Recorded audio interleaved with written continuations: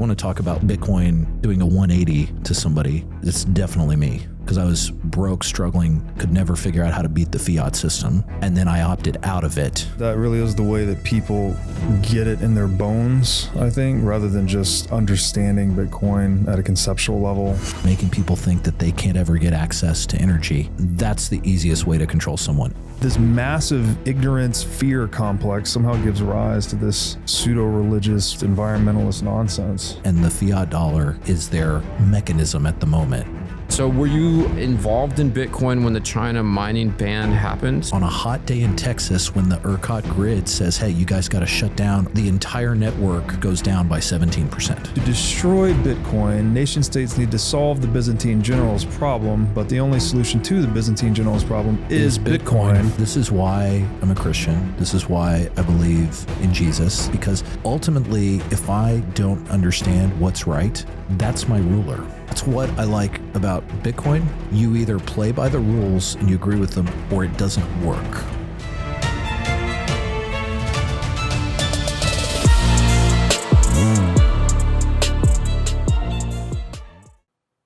All right, David Branscum, AKA Rebel in Texas.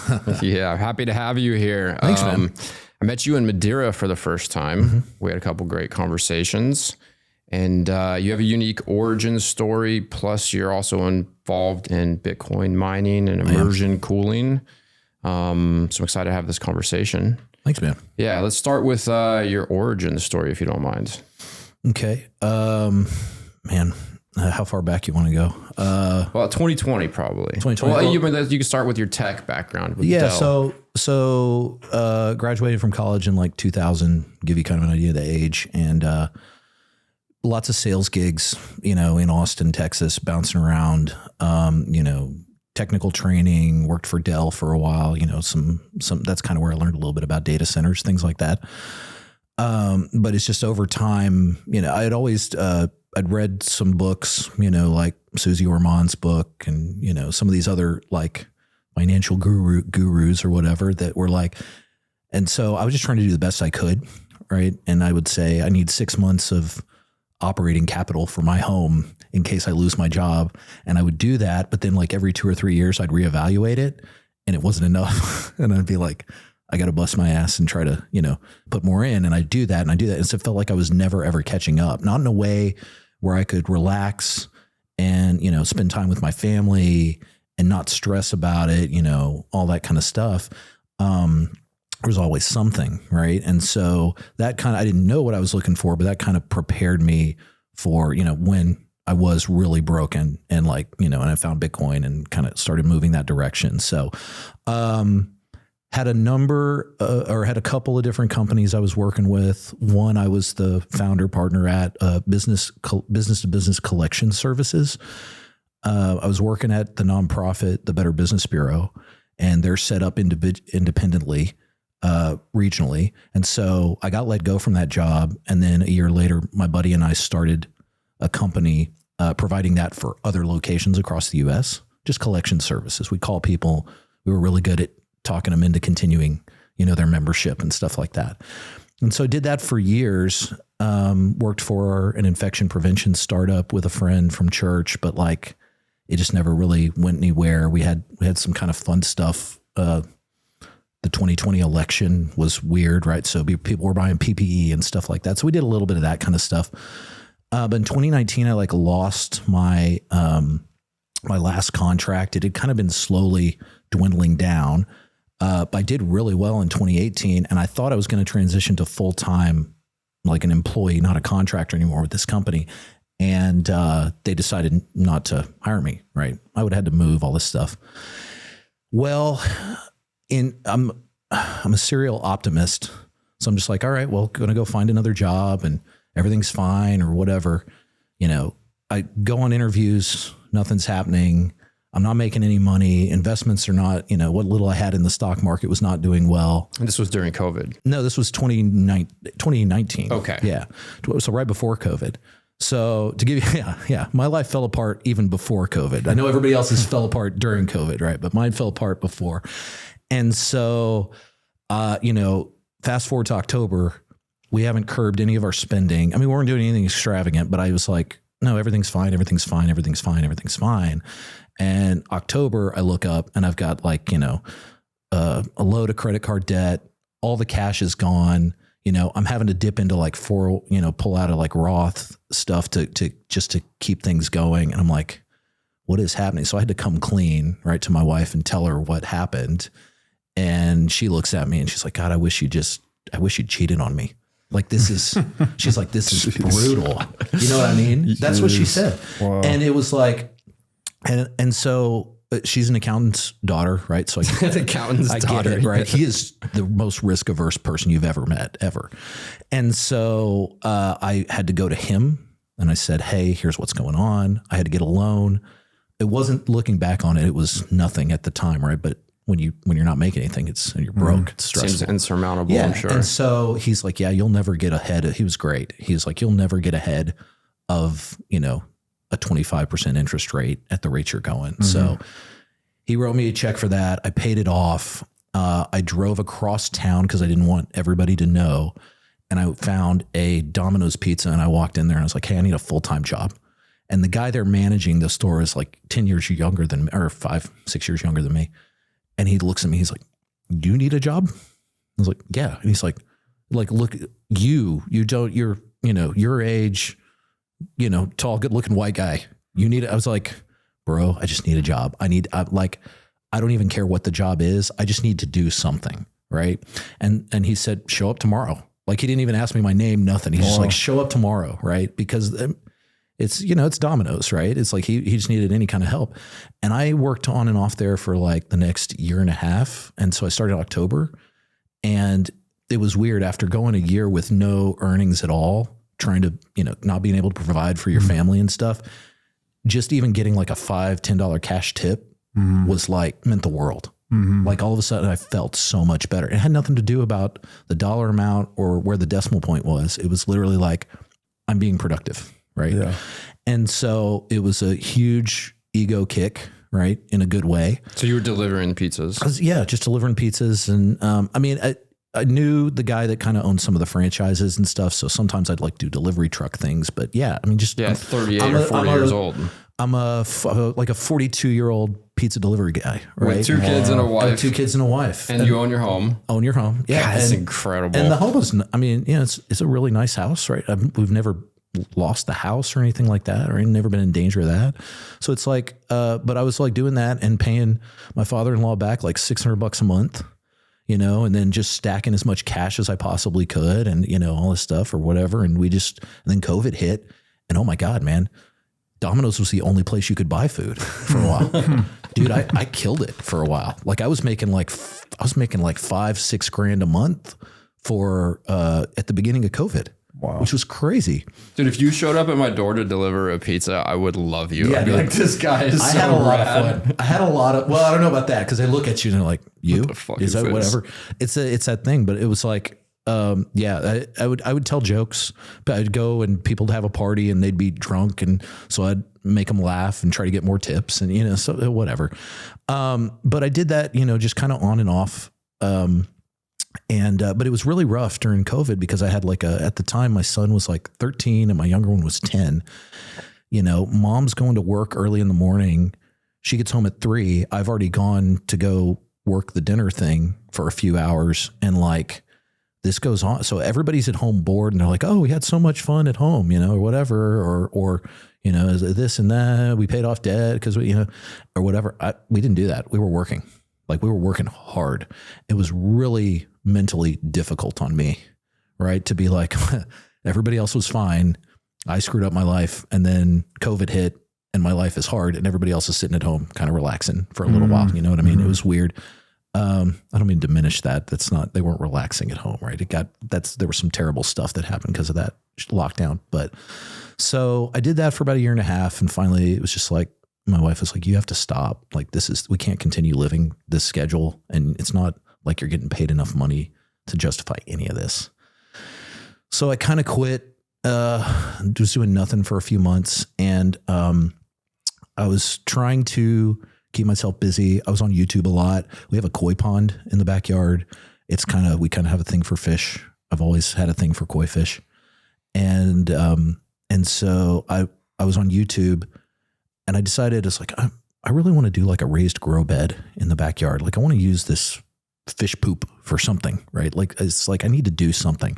And I realized I hadn't really done any projects with my hands or built anything in like 20 years. And I got a degree in art, in sculpture. And that's the last time I remember being like kind of happy, like, you know, like fulfilled.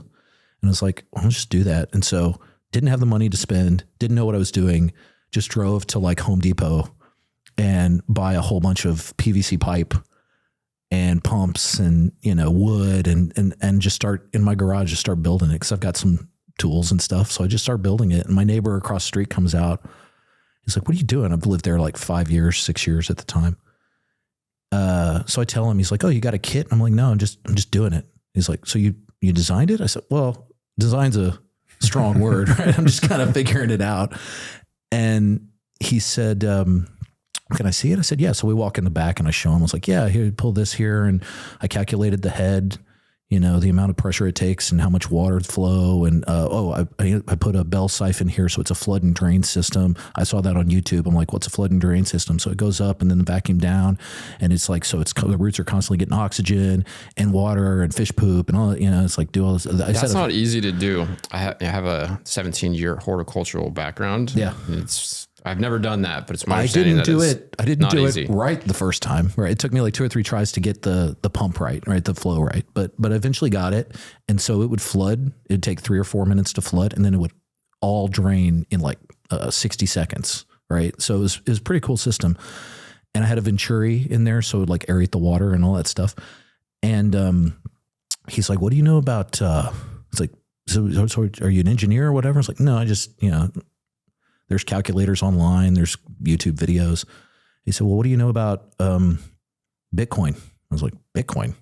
I mean, I heard about it in like 2014. I said, I actually have a little tiny bit of it, but I don't know really much about it.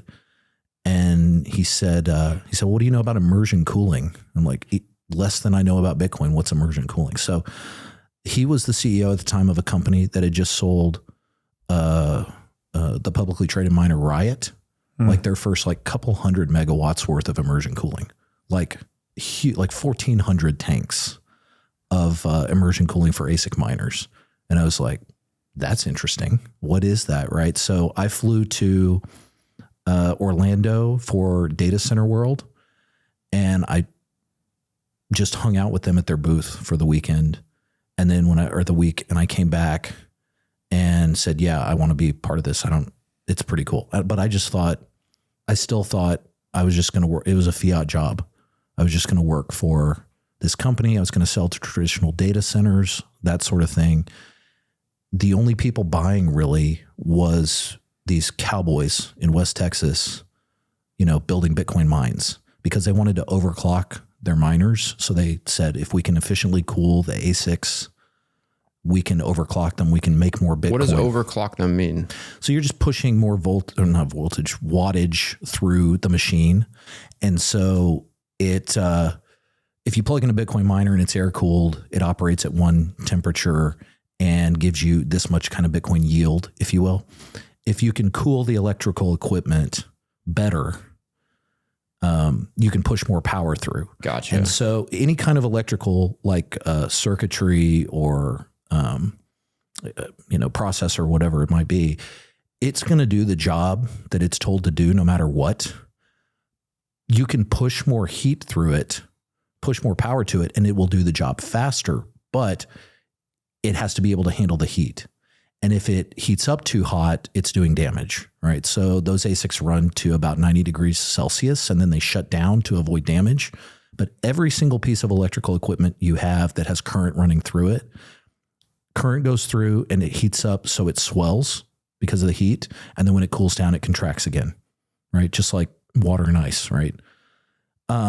Over time, it goes, and eventually something breaks, like the connection breaks or the material breaks or something cracks or whatever. So these ASICs are the same way. You want them, if you're going to be profitable, you need them to be consistent and you need them to run as stably as possible. But when the temperature that you're using to cool it like the air ambient temperature outside is going up and down during the day, getting hotter, getting colder, that swelling and contracting still happens, right? Immersion at the time was taking it and putting it in you're putting it in an oil bath, which is essentially, it's a dielectric fluid. It doesn't conduct electricity. So you put it in there, but this stuff is kind of, it's hydrocarbon. It's kind of like, motor oil or baby oil.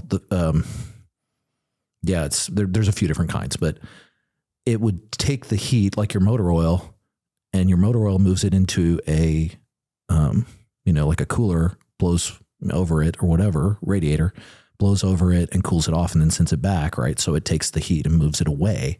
Well, that's all that this is doing. It's just taking that same concept and doing it that way. And so that's what they had some patents on that. But they wanted me to focus solely on the big, traditional data centers, because they thought that's where the real money is, right? And they're not wrong. It's a huge industry, but they're not ready. They're still not ready. That industry's still not ready. So I just wanted to work with the Bitcoiners, and eventually had kind of a falling out with them, and I left, and I was like, I don't know what I'm going to do, but I knew by that point I was orange pilled. I think I was telling you earlier, it's like I discovered your podcast and Sailor, and I watched all of those. I'd read Creature from Jekyll Island. This was, between the end of 21 and the end of 22. And so I was learning all of this stuff, and I was DCAing down from the top. It hit 20, and I went as all in as I could with what little money I had at 20K. And I realized at that point, it's like, all I ever want to do is work in Bitcoin.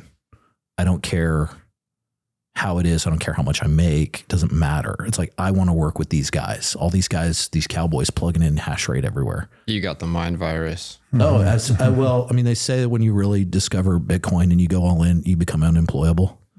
It's very true for me, right? I'm great to work with. I don't know if I can ever work for somebody ever again. You know what I mean? Yeah. So I left, and it was a struggle because I had no clue what I was doing. I just basically said, I'm going to consult or do something. And I would go through long stretches with nothing to do where I'm just learning. And then I would go, somebody would say, hey, I need some help on this site. And I would go and I'd work for free if they just paid for my room and board. And so I would learn, I learned how to do off-grid gas site mining that way, right? Like a nice guy that was doing that was like, yeah, here, you can come help me out. So, and that was fun because then I moved slowly up the chain and learned more about stuff. And then when I wasn't working, I was online watching YouTube videos about gensets and geothermal energy and wind energy and solar. And, I was like, okay, this is good. This is not, this is good. This is not, I was learning and picking up the keywords and the verbiage and stuff like that. That way, when I got on a phone with a client and they're like, do you know about this? Actually, I do. I know a little bit. Right. And I didn't sound like a complete idiot. But then I tell them and say, listen, I've never done this before, but I think this is how you do it. And a couple nice guys from Miami gave me my first kind of solo gig shot just on my own. And it was 8 megawatts of air-cooled mining and 8 megawatts of immersion in South Carolina. And I learned, it was like a paid education, right? And I've just kind of been rolling from then, right? It's like you get enough, you work hard, you grind. Yeah, I would save whatever I could in Bitcoin. And as Bitcoin appreciated, right, it just made it easier for me to I'm now to a point where I still grind, but it's like I can say no to somebody. You know what I mean? And just be like, that doesn't sound like, I can pick and choose.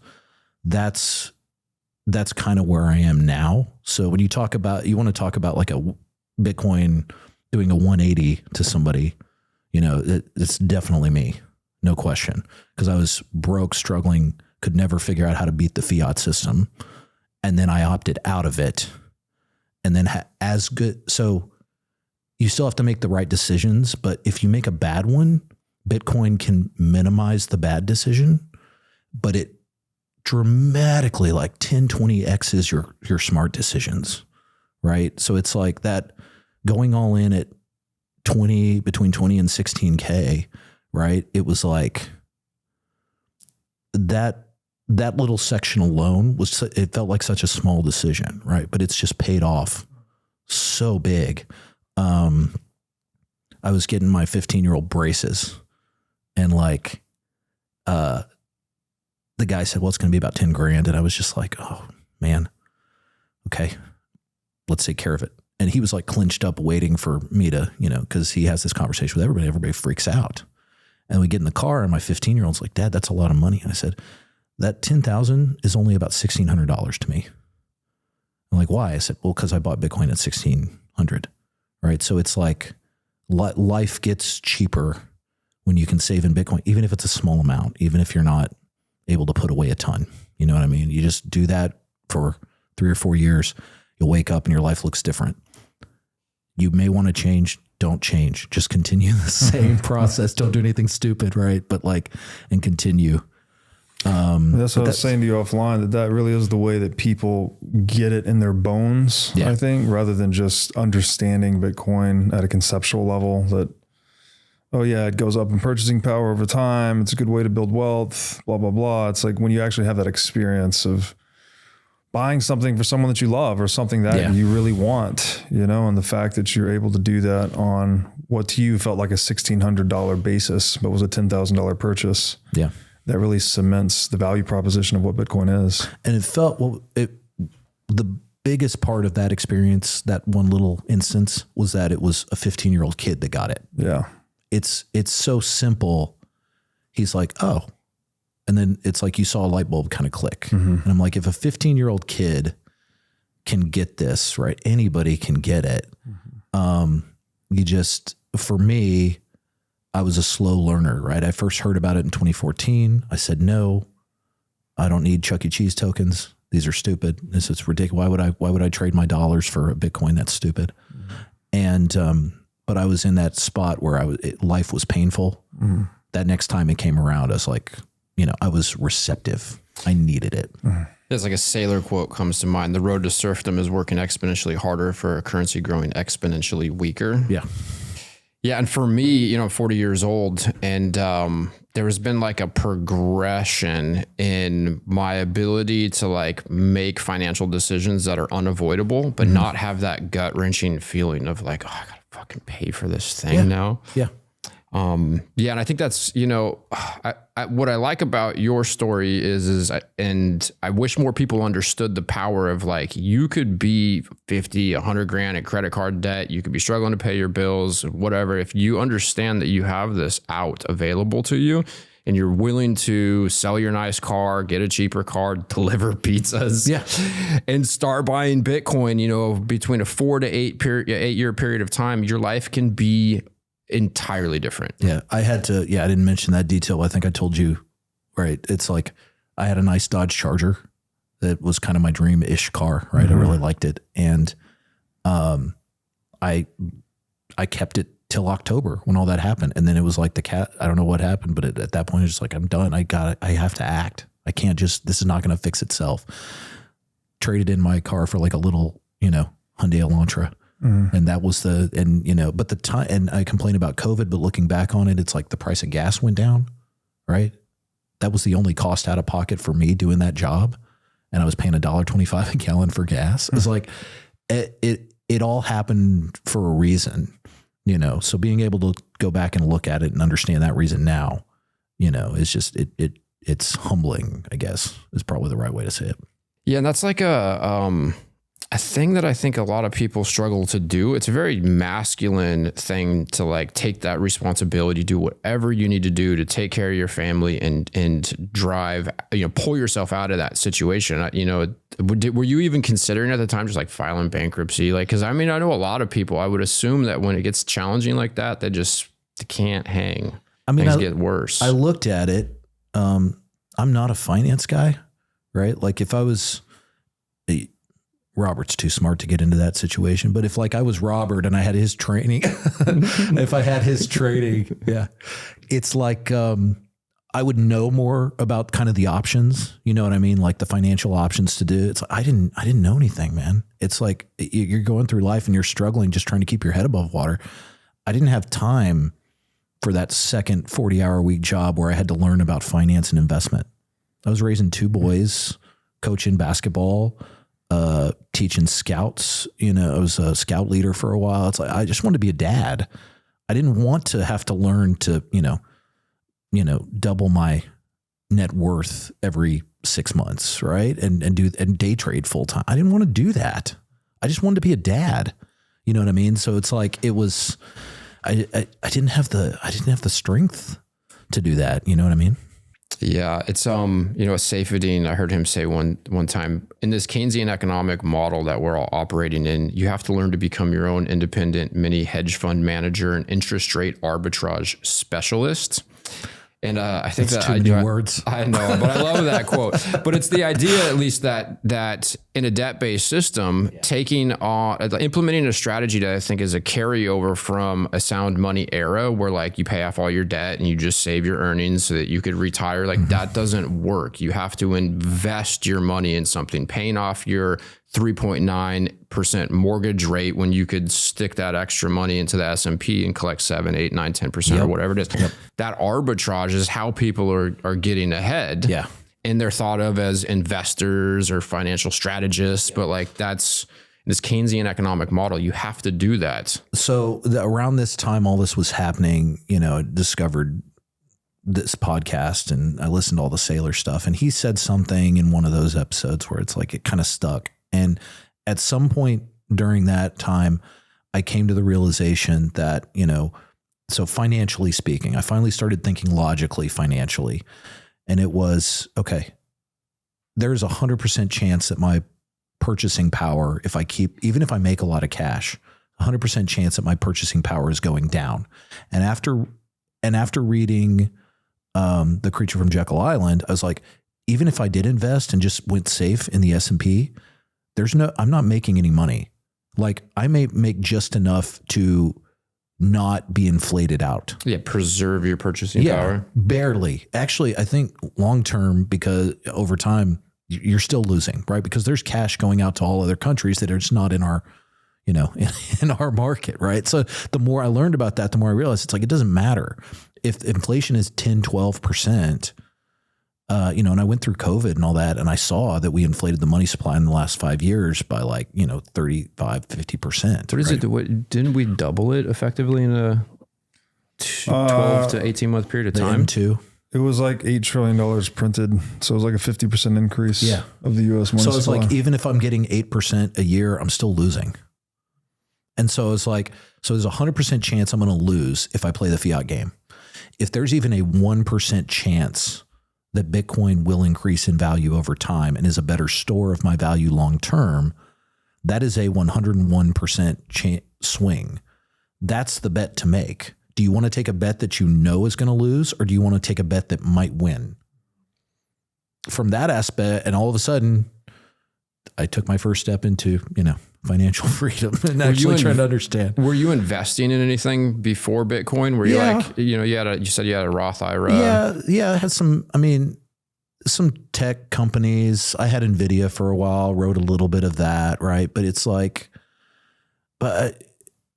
when you're in a position where you don't have any active income, like I was, you can get desperate and you're like, okay, what can I do to maximize this? But I didn't have the time or the understanding or the training or anything to really be successful at that. Right. So I would go in and be like, oh, there's this new stock. This looks good. Like, the GameStop fiasco and all this stuff. It's like, I'm going to buy some options. And then it's like, oh, you didn't understand, you didn't understand the metrics and, the decay and, so all of this stuff. And it just beat me down. I started doing the wheel for a while, where it's like covered calls and then cash secured puts and, and you could do that a little bit and be okay. But it's still nowhere near what it needed to be, even just to outpace inflation. So I definitely I was not the guy that could take 10 grand in investments and turn it into 100 grand in a year. I just wasn't that guy. I really wanted to be, but I wasn't. Most people aren't. And even the people who say they are make more money selling courses than actually do trading. Well, I would say 99.99% of people are not that person. No. And even to be that person, oftentimes risk of ruin is taken. Yeah. So you might see people that have done it, but you don't know the risk that they've taken to get there. I tried a little with that Roth, right? And it's like, I would just miss something here or just not there, or it's like, it would just go up and down and up. Even when, it's like the smart thing would have been to just, put it all in an index and let it go. Mm-hmm. Right. That would have been smart, but I was desperate because I needed some real income to spend to pay bills. You know what I mean? Mm-hmm. And I just couldn't do it. When you discovered Bitcoin, did you succumb to the siren song of all the shit coins? No. You didn't YOLO into Shiba Inu or anything? No, I did. Why not? Well, so I was drawn to, again, I looked at it and in a weird way, it felt like investing again, because that's what it was, right? It was like, okay, it's like, if I can't look at, the earnings report of a big company and really understand and make a good decision that I can profit from, what are the odds I'm going to talk to somebody who just founded Polkadot and talks about community and it's like, I can't discern that. I can't, right? So that was a good thing for me, but I was interested in mining. So in 2020, late 2019, 2020, the guy I was working with he gave me a few graphics cards, right? So I did learn about, because I was like, I can't afford an ASIC right now, right? So I did learn about mining Ethereum, Dagger Hashimoto before the merge, but I was mining it to NiceHash and getting paid in Bitcoin, because I was like, Bitcoin really is the only thing that kind of feels real, right? And so that was good, because I would mine.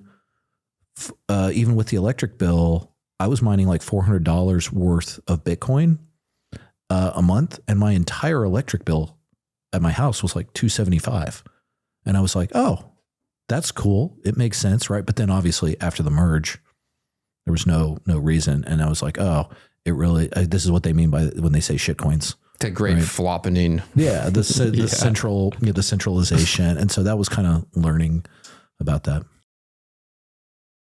iCoin Technology has released a slick new hardware wallet. It looks like a mini iPhone with a high-res 3-inch touchscreen and camera on it. The device has no Wi-Fi, no cellular connection, and no GPS. It is an air-gapped hardware wallet which uses QR codes and a camera to communicate with the Bitcoin network. It has a built-in camera which is required for air-gap operation, and it has an optional Bluetooth compatibility. It's really a brand new user interface and user experience for a Bitcoin hardware wallet. iCoin makes self-custody accessible, easy to use, and non-intimidating. It even comes with an optional custom iCoin thermal printer, so you can print out the private key and its associated QR code when you're setting up the wallet. This makes setup quick and simple. Also, it is easy to restore the wallet just by reading the seed phrase QR code with the wallet camera.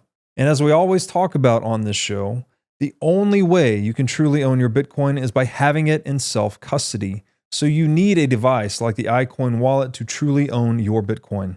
So go to iCointechnology.com/breedlove today for 30% off the purchase of this sleek new hardware wallet. Again, that's iCointechnology.com/breedlove. If you're anything like me, you understand that Bitcoin is something we can use every day to connect, to collaborate, and to build stronger, freer communities. As true Bitcoiners, you all know we are each responsible for onboarding more Bitcoiners. That's why I chose to partner with Cowbolt, an expense splitting app that settles in Bitcoin. It can be as simple as splitting a dinner bill. Your friend covers dinner and you reimburse them, but you send it back to him in Bitcoin. Now your friend has their first sats, and as I always say, where your money goes, the mind follows. By using Cowbolt to get Bitcoin into the hands of your friends and family, you can help us orange pill the world. Cowbolt is built to let you split costs, share expenses, and settle instantly, while always keeping full control of your keys. Cowbolt is simple, social, non-custodial, exactly how Bitcoin was meant to be used. If you're serious about Bitcoin, it's time to act like it. Download Cowbolt today on iOS or Android. To learn more, go to cowbolt.com.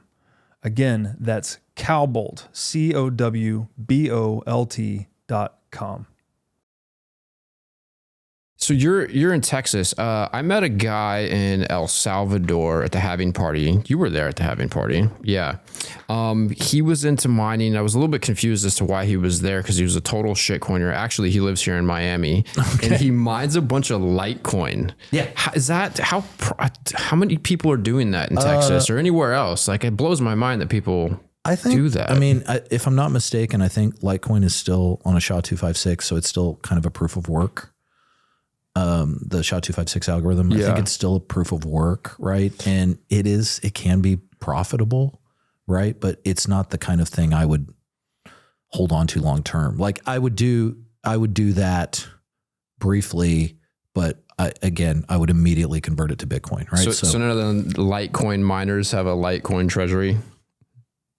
Well, I mean, they do if they hold on to it, right? I'm just saying, me personally, I know guys that do that, and they're like, it's but it's also the same guys that said Caspa was worthwhile, and even Marathon, mined Caspa for a while, and I haven't really looked at it, but I've heard it's not, it's not as profitable as it was, right? It was not a shitcoin per se, but it's like it's proof of work, but it's like, yeah, but you already have that. You have Bitcoin, just mine Bitcoin. Still a shitcoin. Yeah. So if anything that's trying to copy. Yeah, anything that's not Bitcoin. Yeah, anything that's not Bitcoin. So it's the extreme position, but it's the correct position, as far as I can tell. Triple maxi, man. Yeah, you look at it through the lens of the market, like everything's down in Bitcoin terms. You could look at it through the lens of path dependence, through the lens of the block wars, block size wars, I should say. Like, there's just a lot of evidence and theoretical perspective, I think, that supports Bitcoin only. I think you also look at it, right? And you look at all the things, all the things that have tried to destroy, Bitcoin, if you want to call it that. Really, it's destroying our perception of Bitcoin, because Bitcoin is just what it is. Mm-hmm. But like Celsius, Mt. Gox, all that stuff. You look at it and you're like, man, and Bitcoin's still Bitcoin, right? Whereas you look at, you look at like SBF and FTX and stuff like that, or, it's like you've got it.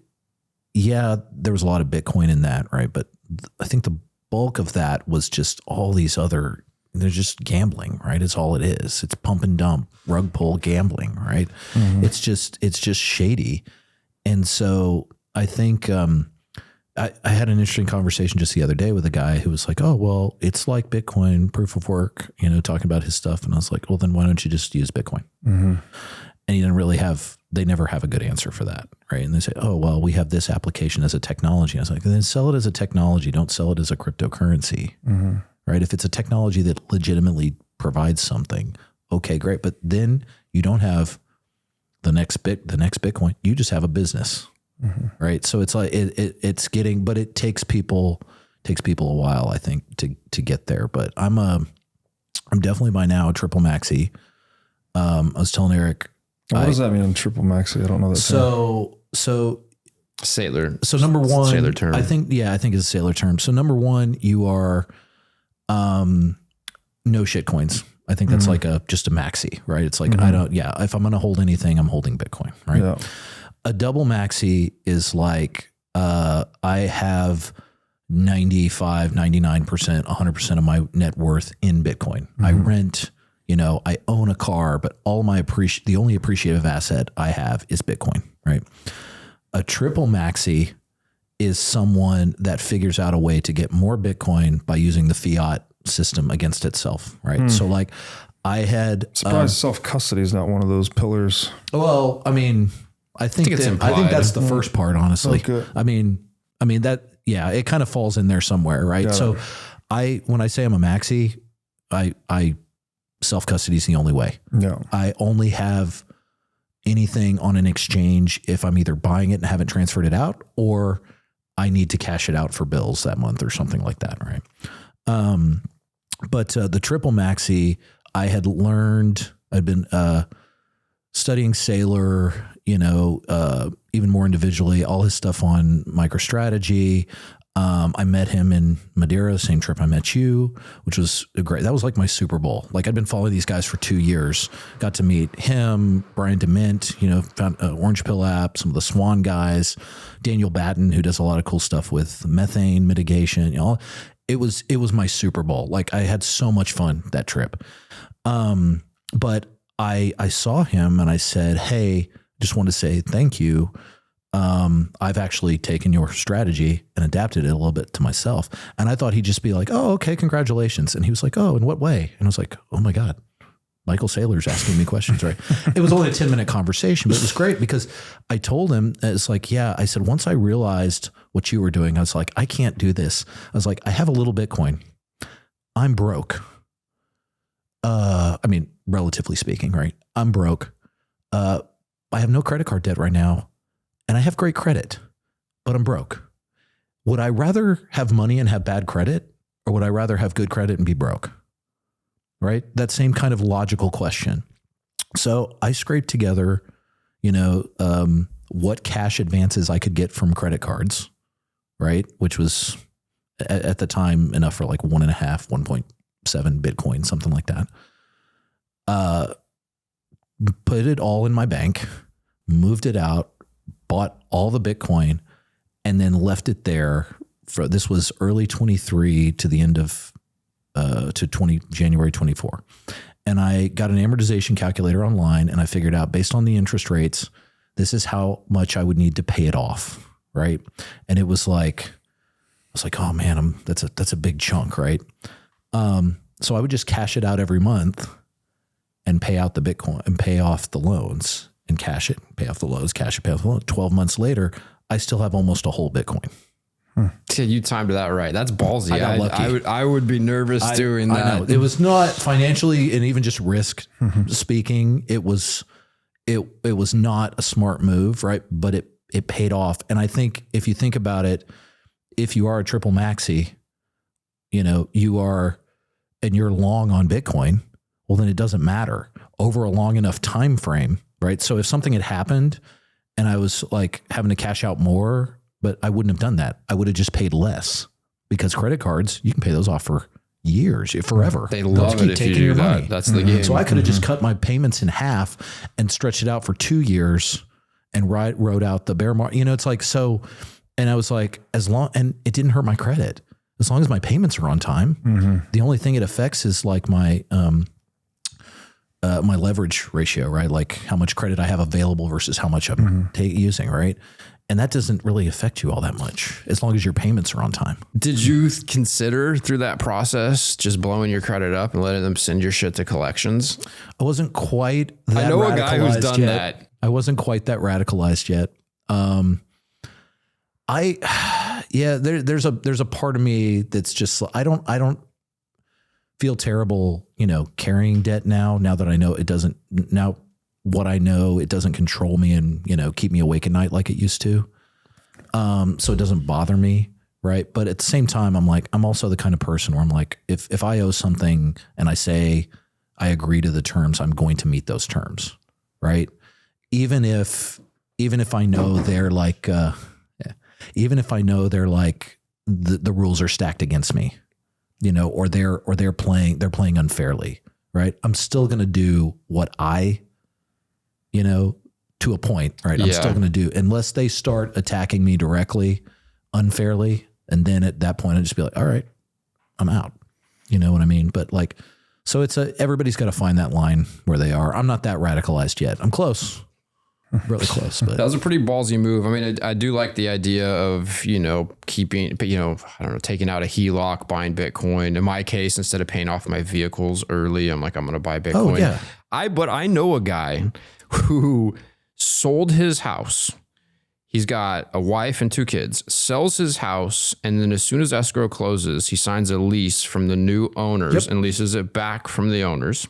So he never even moved, took all the equity, put it into Bitcoin, maxed out all of his credit cards, put it all into Bitcoin, stopped paying his car payments and waited until they were going to come repo his car. And then he just paid to keep the cars. And he's like, I don't need the credit. I don't give a shit. I got all this Bitcoin. That's clearly I think that's a little crazy, but that's like finding, maybe that's a quadruple maxi. Yeah, it's finding a fiat way to. That's borderline unethical maxi. But I mean, that's the thing. It's like that guy saw value in real estate. He wants to buy real estate, and he's like, "Oh, you'll rent it from me? I'll get and probably for more than or he had the cash and he just paid it, and he's like cash flow or whatever, So. I mean, it's just taking those misaligned. It's like what Saylor's doing. He's taking those misaligned fiat rules and playing by the rules, but in a way that is against what they're trying to accomplish. So it's My aversion to that is it's limiting. Like I would be uncomfortable if I had really bad credit, even if I had a pile of Bitcoin. That would make me a little uncomfortable. Yeah, like I've got an 18-year-old just graduated, right? He's going to go trade school and like he needs a newer vehicle, right? Well, I'm not going to go cash out Bitcoin for vehicle if I can get, a 5% interest rate. The moral of that story is if you're a triple maxi, you never cash out Bitcoin if you can get an interest rate for lower than what its potential appreciative value is over the next year or two or however long or whatever. Yeah. Well, like Saylor says, it's intelligent leverage. Yeah. I think there's all these new Bitcoin lending products. I have concerns around that. I have a buddy who's been borrowing against his Bitcoin. He's like, well, as the price goes up, I could buy it back for, a lower price and whatever. Oh man, if we're in for a big rip and people start taking on leverage, you're going to be margin called, have to post more collateral. That's a little concerning. I mean, I couldn't do it with the stock market. Why would I do it with my Bitcoin, with the most scarcest asset on earth? Why would I do that? So for me personally, a Bitcoin loan scares the crap out of me as long as I've got credit to get financing when I need it. Yeah. So that's another reason why you're just, I'm not going to, as long as the system will affect me, I'll still play the game a little.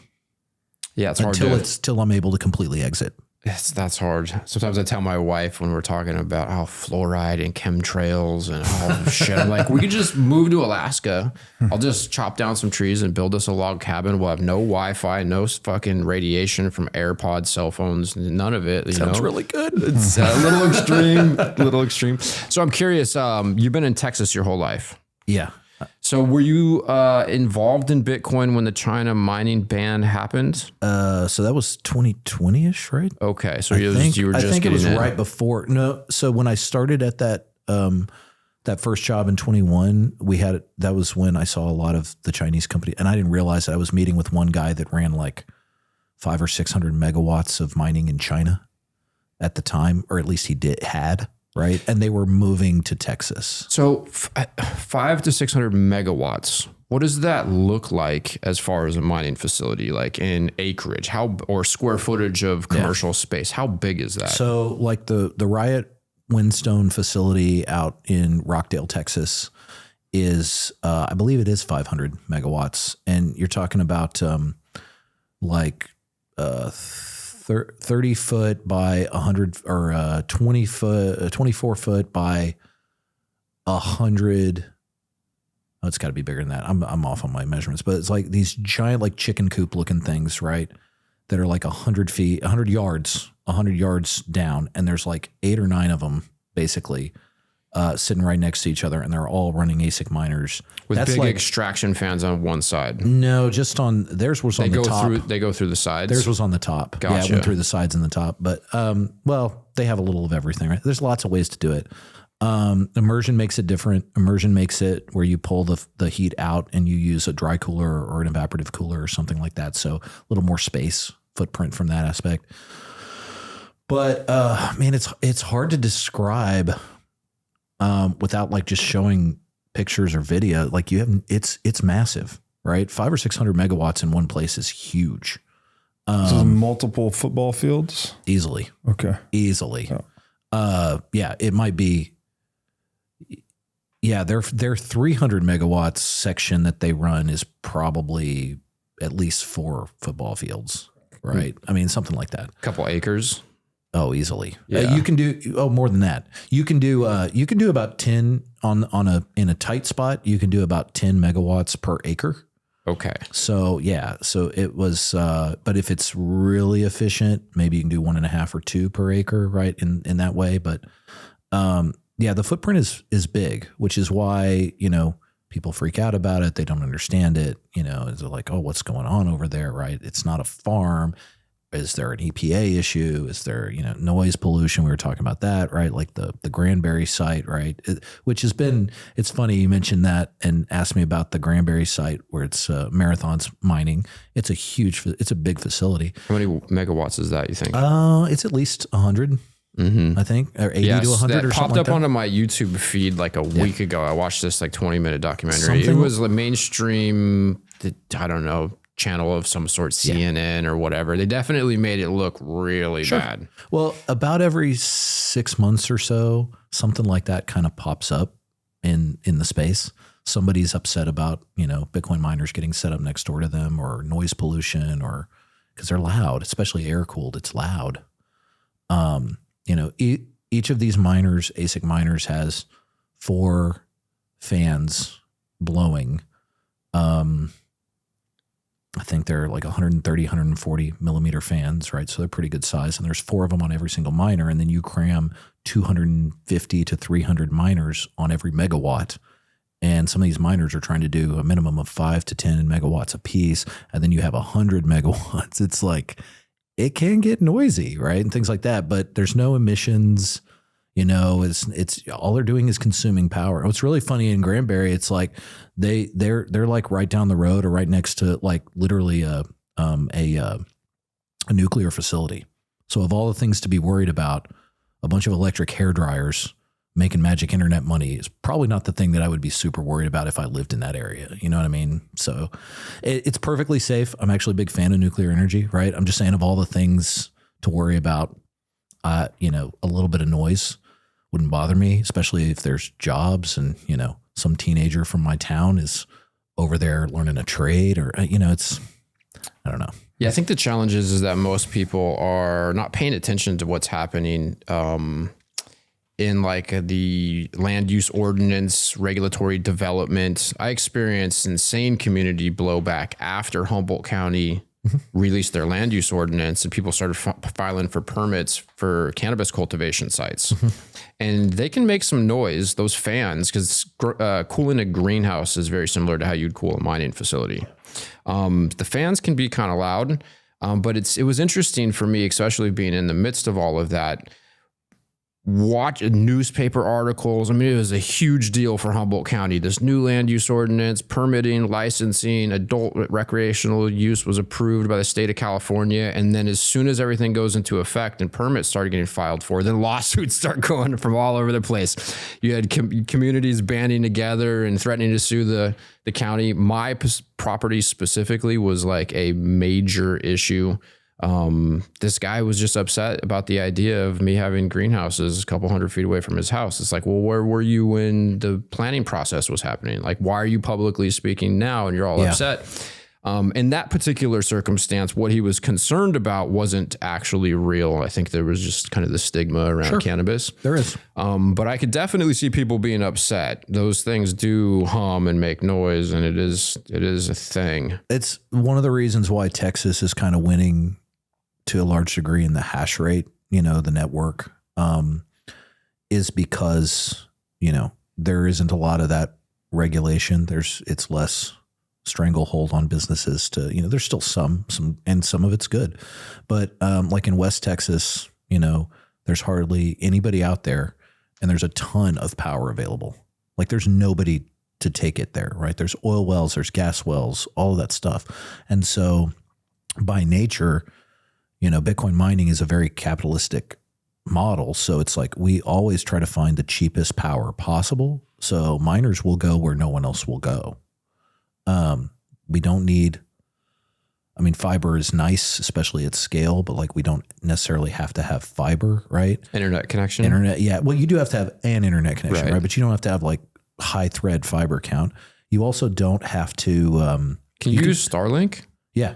Okay. Yeah, you can. So you could be anywhere with a shipping container with miners. Yeah, you can handle probably a megawatt or so on Starlink, no problem. Maybe more. I don't know.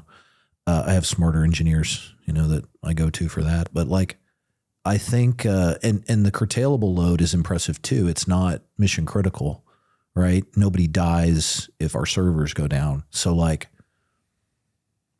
you could go mine on an oil field, right? That's the big one is totally sovereign. Some guys are even doing it guerrilla mining. Like they don't want anybody to know at all. And it's like they're sitting next to an oil well that has excess gas, right? There's been a bunch of companies that have done that. There's guys in the industry that it's almost all they've done. And they're turning that through, putting it through a generator or a turbine, turning it into electrons, and they're mining Bitcoin right there in the middle of nowhere, where otherwise they would just light that gas on fire or let it go into the, so I'm not so that's fracking that requires flaring. It's not fracking. It's not fracking. Well, fracking is a process of preparing a well and or refreshing a well to increase pressure to make it a little more productive over time. That's just the process. But these wells, when you pull oil out of a well, you automatically get a little bit of gas as well. Sometimes it's usable, sometimes it's not. This would be natural gas. Mm-hmm.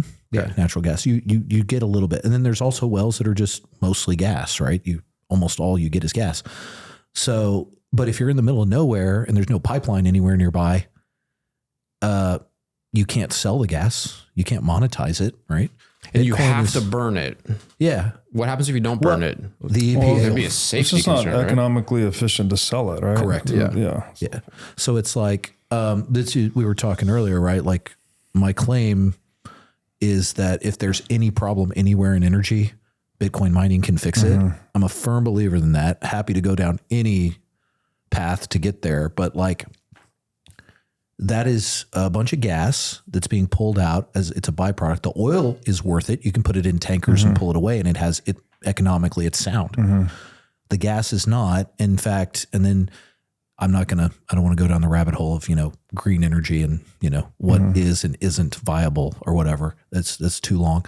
But if the EPA comes and sees that you're flaring gas and there's regulation that says you can't flare gas or you can't just vent it into the air or we're going to fine you, you have to figure out a way to combust and use that gas in a way that doesn't just burn it. In fact, I mean, if you want to play that game, there's carbon credits you can get, right? You can sell carbon credits to, California or whoever else, right? You're monetizing a waste product. That's the thing. Yeah. You're finding so in energy, you're turning a negative externality into a positive externality. Yes. Yeah. Anything, there are so many inefficiencies, huge inefficiencies in the way that we manage energy right now.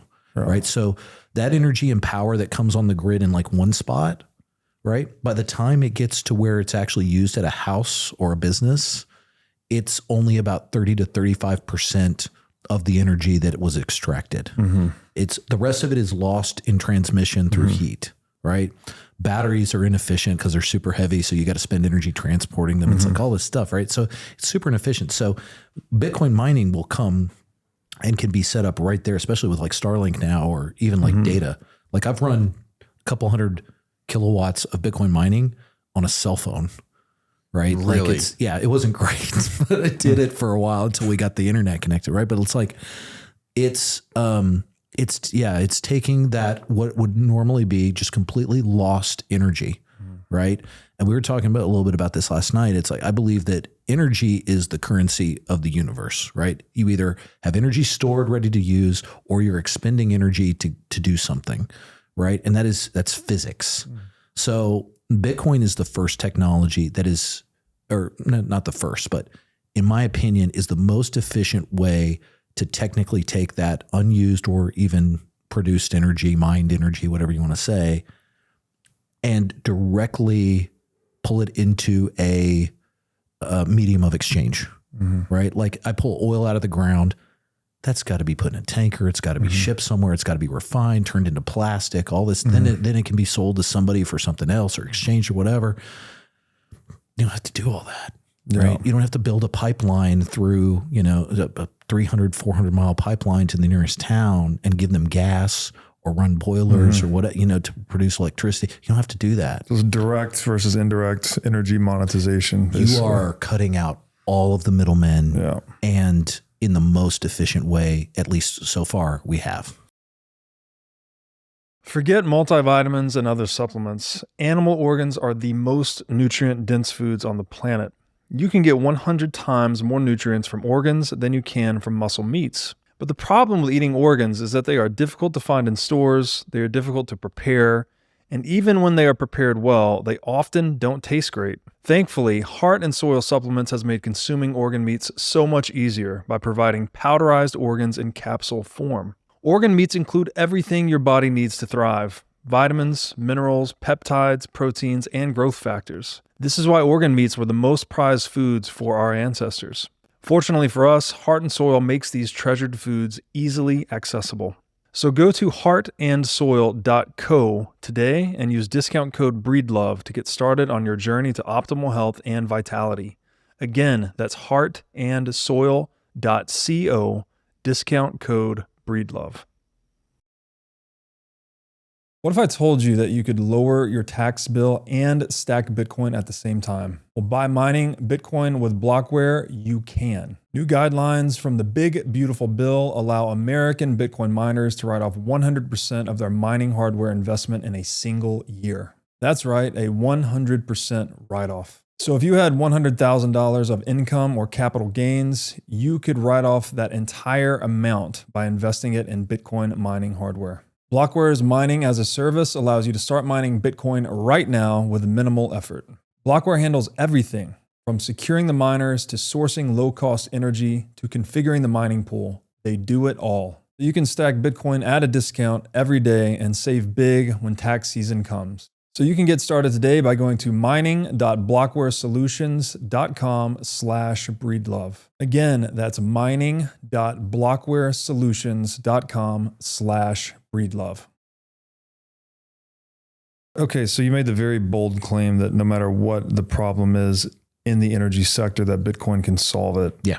Could you just give us some examples of big problems in the energy sector and how Bitcoin solves it? So let's say, yeah, and this is all hypothetical, right? But let's say one of the big boys, one of the big companies that is focused on oil and gas, just think of the biggest name you can, and they are losing, they have some kind of a scandal, or they, have an oil tanker spill or whatever the case is. And it's all this stuff. And the fiat system just keeps raging and raging and raging. And at some point, nobody's coming to bail them out, right? Which they've been able to do for, the last couple hundred years. So they're not going to bail them out. If they had a sovereign money, right, that appreciated over time, they could weather these storms the same way I can weather a bad financial decision, because it's an appreciative asset versus whatever, right? They're still, now they're kind of insulated because of the petrodollar, right? Tying it into the oil specifically. But let's just say they may have a site that they're oh, this is bad debt, or it's a site that's not worth anything. We don't want to invest $300 million to build a pipeline from this one spot to here, just so we can sell, $300,000 worth of gas a year, right? It doesn't make any sense to them. They're not going to do that, right? But if you could take, let's say you could take maybe 10 million, 15, 25 million, and build a Bitcoin mining data center right there. You have 25 megawatts of Bitcoin production. That might make you 160, 170 Bitcoin a year currently today. 170 Bitcoin over a year because you invested $25 million. That's sounding pretty good, right? And it gives them the ability to maximize this asset that they either won in a lawsuit or they got as a part of a deal because, whatever, and it's not doing anything. It's they're leaving money on the table. Now that $300 million or $3 billion for them now might just be a rounding error. But eventually, as the fiat system continues to erode, eventually they're going to have a problem that they can't fix, right? And if there's no one big enough to swallow them up and come save them they're going to buy the company as a bailout or a merger or whatever, right? This just puts them in a strong position. They're not using oil and gas. They're selling it. If they start using it, right, they are the future financial settlement backbone globally, right? So it's like, do I know exactly what problem? No. But if you paint me a specific picture, in Texas, the grid is like that, right? It's estimated there's 15 to 17% of the global hash rate is in Texas. The reason we know that is because on a hot day in Texas, when the ERCOT grid says, hey, you guys got to shut down or we're going to charge you X for your power, which is 10 times what we're normally paying, the entire network goes down by 17%. Really? Yeah. You it's like clockwork, right? So you're saying, and then Texas, the grids all over, not just Texas, but everywhere, because it's a fiat system. They're constantly needing maintenance. They're needing to expand to meet new demands for population. It's like, you have all these co-ops and things trying to figure out creative ways to keep things going, all this stuff. If a Bitcoin miner comes along and says, I will buy all the power you can give me, right, when you don't need it, and when you do need it, I will turn off. That completely changes, their profitability, their plans for expansion, all of that, right? So we're basically financing their infrastructure to expand the grid. When they need the power, we will turn it off and give it back to the other people and businesses, right? Yes, we pay less, right? But we're compensated. We pay less because of that functionality. We're providing that service to them. So when in Texas, when it gets super hot and everybody turns on their ACs and the grid is taxed, right? We shut off, allowing for all of that power. And then when you compare that to things like peaker plants, which Warren Buffett has a big share in, he hates Bitcoin mining, I'm sure, because of the peaker plants. Peaker plants, he made a ton of money. Like before Bitcoin, the grid would go, oh, we're going to have a rough day tomorrow. They would call his company and say, hey, turn everything on. And they would turn everything on, but they would pay a ridiculous amount of money to turn it on. And it's inefficient. It takes a while to get up to speed. With Bitcoin mining, you can just keep that load constant. Like if you're pulling gas or you're, generating solar or whatever, just, all the time. Give it to me all the time. The problem with power and big energy companies is they have a ton of energy. Their margins are high because their efficiencies are so terrible. They may only make profit on like 30% of their energy. Well, where's that other 70% going? Well, it's being lost through the inefficiencies. So if Bitcoin can come in and maybe cut that from 70% loss to like 20% loss, you are tripling their profits. You know what I mean? Or their revenue, I guess is probably the right way to say it. So that's just kind of a couple of examples. So does all this fall under just making energy more marketable? Basically that people, energy that's at a specific place that can't economically be sold into the market, you can now just monetize it directly through Bitcoin. Yeah. Other times when energy is not in peak demand, right? So there's a marketability problem there. Bitcoin can be the energy buyer of last resort. Is that sort of the overarching theme here? That Bitcoin is just buying all this energy that no one wants when they want it? Buyers of last resort. Yeah. Yeah. And you can do that. Like you spend a lot of money on a hydroelectric dam, right? And sometimes they just have to open up the dam because of how much, it's rained or whatever. So they have to open it up and let it flow. Otherwise it'll cause damage, right? The dam can't hold everything. It'll spill over eventually, right? So to manage that slowly, like on a schedule, if they're expecting rain or they know that there's been rain uphill and it's coming down, they will open it up and let it flow, right? It's a management tool.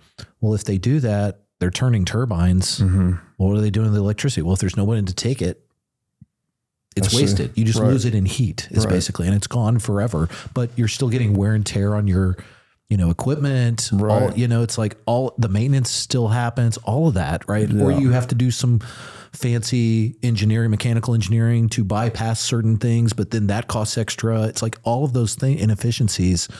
Bitcoin can just be like, well, just let it go.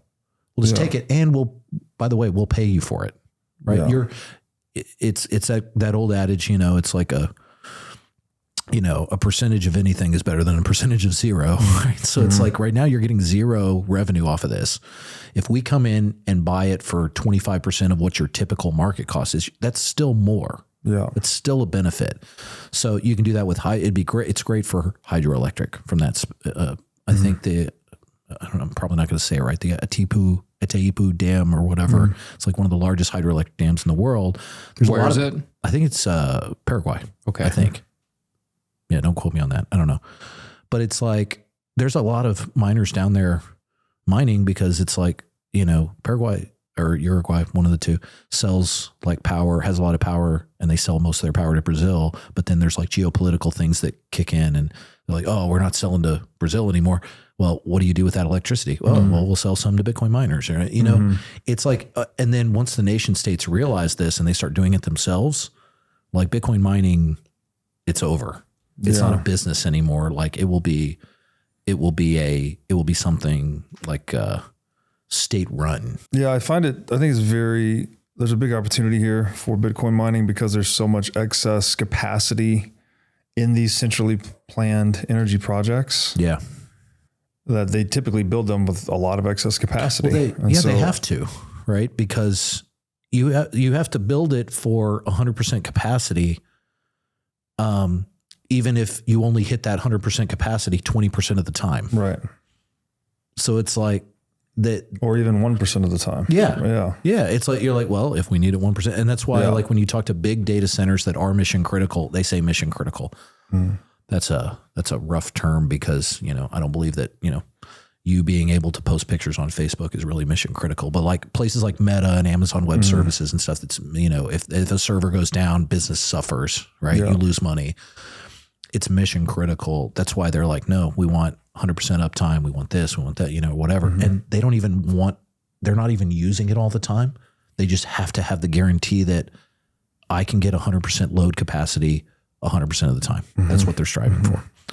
And so if you can get Bitcoin to come in and balance that either as the Amazon Web Service company type side or on the power delivery type side, right? It's like, it fixes it. Just to give you an idea, and I'm probably not outing anything on this or whatever, but like Riot, right, the publicly traded miner, their business model, they do mine a lot of Bitcoin, right? And it's definitely more profitable for them to mine Bitcoin. But really what they're doing is they used Bitcoin as a vehicle to arbitrage the power market. So they would buy 500 megawatts blocks and say, I'm going to pay for this 2 months worth of power at like this price. And then when the grid is taxed and overloaded and they curtail, they get a rebate at, above the cost that they paid for power, right? So Bitcoin mining was a vehicle to take advantage of the open power market. It's an arbitrage play, right? So it's like they would make just as much money turning off ish, right? Credit as they were when they were actually mining Bitcoin, right? So like at scale, right? So it was a very unique way that Bitcoin took advantage of the inefficiencies in the system, right? And turned it into a way to profit. Right? Wait, in that circumstance, even the energy provider is better off because they did sell energy they wouldn't have otherwise sold for something. Yeah. And Riot came into a town that was dying, right? Rockdale is one of those small towns on Highway 79 between Austin and like College Station that was just slowly, just like every other small town, America was just slowly dying. Kids would grow up, they graduate high school and they'd go off somewhere because they needed a job somewhere else. There's a job market there that increases tax revenue, corporate structures, the real estate is, gone. It's like all good things, right? Because Bitcoin mining came to your town, right? Now, does it look exactly the way, an economic, a political economic development person would look at it? No, but they're just used to, you know, car plants and manufacturing facilities and stuff like that, which is actually, if you think about it, a lot harder on your town, right? You got materials coming in, you got stuff coming out. It's like all, you know, it's like, it's almost too much. This is the cleanest way you can develop and bring prosperity to someone. Gridless, the company that's doing stuff in Africa, right? Got to meet Eric and Madeira for the first time. You know, they're taking old miners, setting up these micro hydroelectric facilities. They're bringing power and water to these villages in Africa that have never had it before. God, and they're so taking kids from the local villages, teaching them about electrical engineering and plumbing and all, you know, and all this stuff. It's like the easiest way in the world to bring additional prosperity, right? Human prosperity technologically to a place at the moment is Bitcoin mining. So these people at like, in Texas or whatever, complaining about the marathon facility, it's a small group, right? The people that are getting jobs from it, the politicians that are, you know, getting benefits from it, they're not going to complain, right? They only jump on if their constituents tell them to, kind of thing. But if you really look at it, it's just the human prosperity angle. It's really getting hard to argue with, really. In regards to, I don't know, I guess the whole global energy production sector, if you will. Yeah. At what point do you think the whole world's going to wake up to this? I don't know. Is this a gradually then suddenly, you know, kind of thing? At what price is everybody in the world going to want Bitcoin? Yeah. or you know, does that even happen? I guess. Everybody's looked at it, right? And to some degree, the big boys doing it may never do it, you know, because if it's a rounding error to them, if it's not that big a deal to them, you know, if there's going to be a lot of sections of, you know, the financial world that just wake up one morning and they're done because, you know, Bitcoin has changed it. They're going to be the Blockbuster to Netflix. You know what I mean? Somebody came to talk to them about it. You got to do it, whatever. And they'll get into it and they may survive for a little while. Like you can, you know, we're Blockbuster. We'll send you DVDs in the mail now, you know, or whatever. Or put candy kiosks at the front of the store. Or whatever, right? But they'll do things and they'll kind of survive for a little while, right? But it might be too late. So it is very possible that because of the capitalistic nature of Bitcoin, right? It's like you have to find... It's all about managing your costs and finding energy that is readily available and the, you know, cheapest possible for you to lift it or access it, whatever. So because of that, it might be a natural progression where they never do, right? Other people like, you know, the Bitcoin, the publicly traded miners, or there's a ton of other independent investors, right, that are putting family offices and things that are putting in big money into mining right now.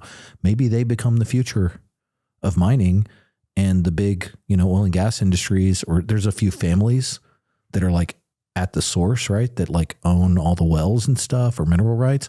Maybe they're the ones who win, right?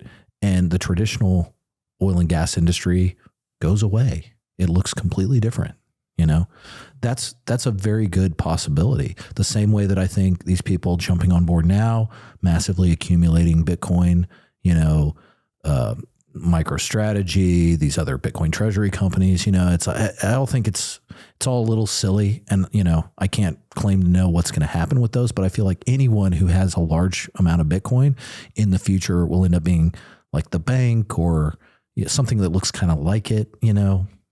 Robert's probably better at describing maybe or speculating on what that might look like. One thing that really, I think, gives me a lot more uncertainty about it all is that Bitcoin's putting all this downward price on energy production per unit. So we're going to be able to produce, it's basically a bounty program for cheaper and cheaper energy production. All right. That's the whole name of the game. That's going to lead to some innovation that I don't think we can even fathom. Like, for instance, a lot of people have said, oh, the oil and gas companies are going to be the big winners in this forever. It's like, well, a few centuries ago, oil wasn't even a commodity. right? But prior to the industrial age, oil was not even traded as a market good. It was a waste product. Well, talk to the guy that used to sell whale oil. Yeah, exactly. So people paid to get it removed from their land. So it went from absolute waste product to the lifeblood of the industrialized economy. So what, if we get into, I don't know, solar, nuclear, whatever the next paradigm of energy production is, I think that's where Bitcoin is going to push us into or accelerate us toward. And so I think if you're just coming at it with this limited view of like, oh, what's the energy production paradigm of today, then you're not seeing where Bitcoin's going to push us. No, and it's, I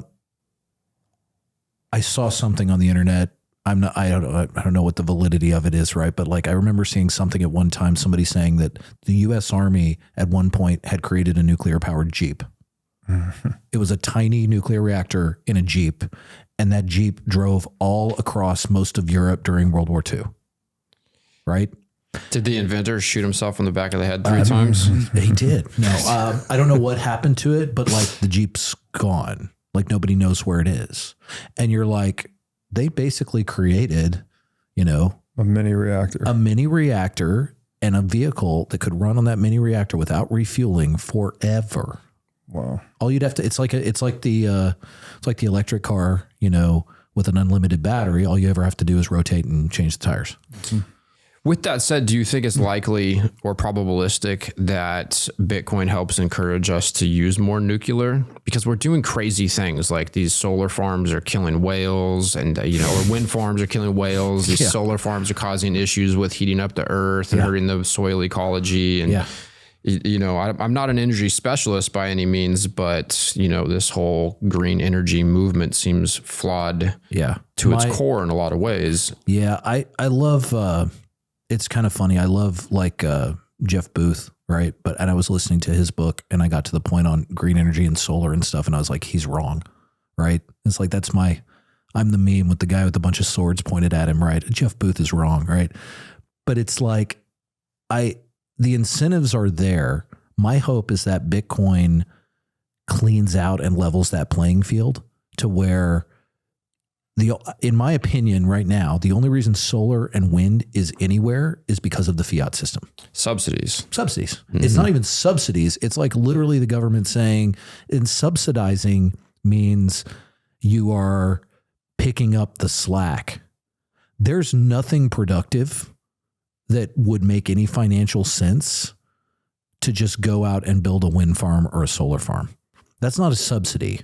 Right, they're paying for it. It's a zombie industry. Yeah, yeah. How would you say? You say that you've spoken to this really well. It's when the currency is debased and wherever that newly minted currency is pointed, it's part of the economy that is being artificially stimulated. Mises would just say it's a misallocation of capital. Those wind farms would not exist if the theft did not exist. Correct. And it's so my hope is that Bitcoin will actually be that thing that levels the playing field. And it's like, we were talking earlier and I was like, it gets to a point where nobody will take dollars. They're like, if you got Bitcoin, I'll take Bitcoin. But if not, we can't do business. Right. At that point, you're like, everything shifts, everything changes. There would be, if it wasn't for that, at least in the US, I don't know, Europe and everything else is even crazier. I hate to say it, but based on US aid and what we've seen from that, we might even be we're probably financing that movement globally. It's not just the US, right? We are paying for Europe to do all this, right? So in a terrible way, the US dollar is destroying all these other countries, right? By forcing them to be colder in winter, forcing them to endure hotter summers, making, adding all this tax on, power, increasing their cost of power, right? The problem is that's the ultimate control. If you're talking, if you do believe that energy is the currency of the universe, energy is the capacity and the ability to do work and provide value, then the easiest way to control that is to close off the gateway to access to energy, which is freely and readily available in the universe everywhere. And if you can, and set up those gates and control those gates, or keep people pretending that, or believing that they cannot go do this on their own. They can't go drill a well. They can't go do that, right? It's like EPA regulations, all this stuff, right? So those two together, controlling the gates and making people think that they don't have or can't ever get access to energy, that's the easiest way to control someone. And the fiat dollar is their mechanism at the moment to help control that. So, well, that and suiciding anybody who makes technology to produce energy more efficiently. If you can keep everybody stuck using grid electricity, you can exploit them. Yeah, if you really want to, if you really want to dig into that, go look at Tesla's work and stuff like that. It's kind of crazy, and I think that there's probably guys out there right now that have that technology that are running around. There was something kind of just, I guess, like lighter, but still along those lines, is a few years back, this guy was like, hey, we have a course. It's like Virginia, it might've been Tennessee, some community college. This electrical engineer was like, we're going to teach a course on how to build an electric car. It was right about that time the EV1 came out by Ford. And we're going to build the electric car and teach him. And he took like a little Chevy, S10 pickup truck, and he put a whole bunch of batteries in the batteries, and then, connected it all and got a motor. And they had a class. You could take a semester class on how to design and build an electric vehicle, right? It made it one semester and then disappeared. And I remember going back to look for it, and there was a couple people that had like screenshots and stuff, but like you call the university, and the university wouldn't even talk about it. They're like, no, we don't know what you're talking about. It was on the news. The reason I knew about it is because it made like national news, right? It was that whole thing with the EV1. The celebrities were pissed that Ford put it out and then took it back and wouldn't give it back to them. Like Mel Gibson was all pissed off about it. It's like all this stuff, right? And it made national news. And I remember seeing, I was like, that's awesome. And I went online and I was like, oh man, I was trying to figure out a way to go to Virginia or wherever it was and take that class. I was like, that's awesome. And then it's just gone, right? So it's like, that's a gate, right? If you teach the guys with, minimum wage jobs, 9 to 5s, that they don't need gasoline ever again, what happens to the oil and gas industry? Right. Yeah. Have you ever wanted to start a business in the Bitcoin space? If so, then the Wolf Startup Accelerator could be for you. Wolf is the first startup accelerator dedicated exclusively to businesses developing in the Bitcoin Lightning Network. 4 times each year, Wolf brings teams from around the world to New York City to work with like-minded entrepreneurs, pushing the boundaries of what's possible with Bitcoin and Lightning. The program is designed to help early-stage companies achieve product-market fit, develop their brand, secure early-stage funding, and grow businesses that fuel the global adoption of Bitcoin. Go to wolfnyc.com to learn more or apply today. Again, that's Wolf, WOLF, NYC.com. Bitcoin custody is evolving. Both self-custody and single third-party custody come with significant risk and trade-offs. Onramp is pioneering a new standard, multi-institution custody, which eliminates single points of failure, adding fault tolerance and redundancy to your setup. Onramp secures your Bitcoin in a segregated cold storage multi-sig vault guarded by 3 independent institutional-grade custodians, none of which that have unilateral control over your assets. More than just security, Onramp simplifies inheritance and estate planning, ensuring your Bitcoin wealth moves seamlessly to your loved ones without the risk and complexities of self-custody. Easily designate beneficiaries right in the Onramp dashboard, eliminating the need for unreliable treasure maps or other complex key-sharing schemes. You can also avoid the probate process and ensure your heirs receive their Bitcoin securely with legal title transfers designed to keep your wealth intact for generations. As Bitcoin continues to appreciate, Onramp helps you seamlessly access financial services, from inheritance and insurance to trading, loans, IRAs, and more, all without compromising on security. And importantly, the onboarding process is fast and frictionless.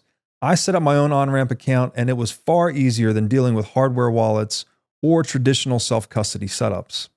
The team walked me through everything step by step, making sure I had a secure, reliant setup for my Bitcoin wealth. Secure your generational wealth with confidence. Schedule a consultation with the Onramp team today at onramp.io. onrampbitcoin.com/breedlove. Again, that's onrampbitcoin.com/breedlove. There's a post flying around X right now. A younger guy figured out how to turn plastic into fuel, and there's a video where he's like basically videoing himself in the car he's driving, and he's like, I'm in danger, like I'm going into hiding. Apparently his mother said he's okay, but he's hiding. Yeah. You should talk to the folks at PRTI. There's a what's his on Twitter, Going Parabolic, and Crypto Mags. They're like a part of this company. I think it's PRTI, if I'm saying it right. And they're basically burning tires, right? So what they're doing, it's a reactor at that point. You're just melting this hydrocarbon back to its, and getting it down to its base element fuel source, and then burning that as like to generate electricity, right? Is that bad for the environment? No, it's just a boiler. Interesting. I mean, that stuff is going to go somewhere in the environment, right? So it's like, I personally believe that, if we want to go down that rabbit hole, we can, but I believe that what they call fossil fuels are, one, not fossil fuels. I believe that too. And two, I believe that we need more carbon dioxide released into the air, because it helps. I mean, they say it's like to reduce your carbon footprint, and carbon by itself is supposed to be bad, right? But like literally plants feed on carbon dioxide. I would buy CO2 to grow my cannabis. Like, I paid a lot of money over the years to purchase CO2. And this idea, I've thought about this. It's very controversial in some ways, but I thought, like, wait a second, if the CO2 levels increase, then the plants just grow faster. Yeah. And they eat it up and produce oxygen. Yeah. Like carbon monoxide, right, is bad. Carbon dioxide, which is essentially what you get when you burn almost anything, right? Yes, smoke inhalation can kill you, right? But natural carbon dioxide in the air is just kind of the circle of life. In fact, we had, it was funny, you look at the statistics for, what was the guy's name? Gladstein's, is it Alex Gladstein that wrote the book, Fossil Future or something like that? Oh, it's Alex Epstein. Alex Epstein, sorry. Yeah. Gladstein, Epstein, sorry. Yeah, Alex Epstein. In that book, he shows the data, and the data is crazy. Like, we started the green, when we were, energy push. He shows the timeline, and it's like all the countries of the world said, or a lot of them said, we're going to do this, we're going to do this, we're going to do this. China gave the middle finger to the rest of the world and started burning as much as they possibly could. Coal, gas, anything they had, they would burn it to generate electricity. And then they're also way ahead of us on the nuclear side as well, right? They're developing tons of nuclear power. So we were pushing all of that. While the rest of the world was pushing that, China upped the carbon footprint, if you will, carbon dioxide production globally.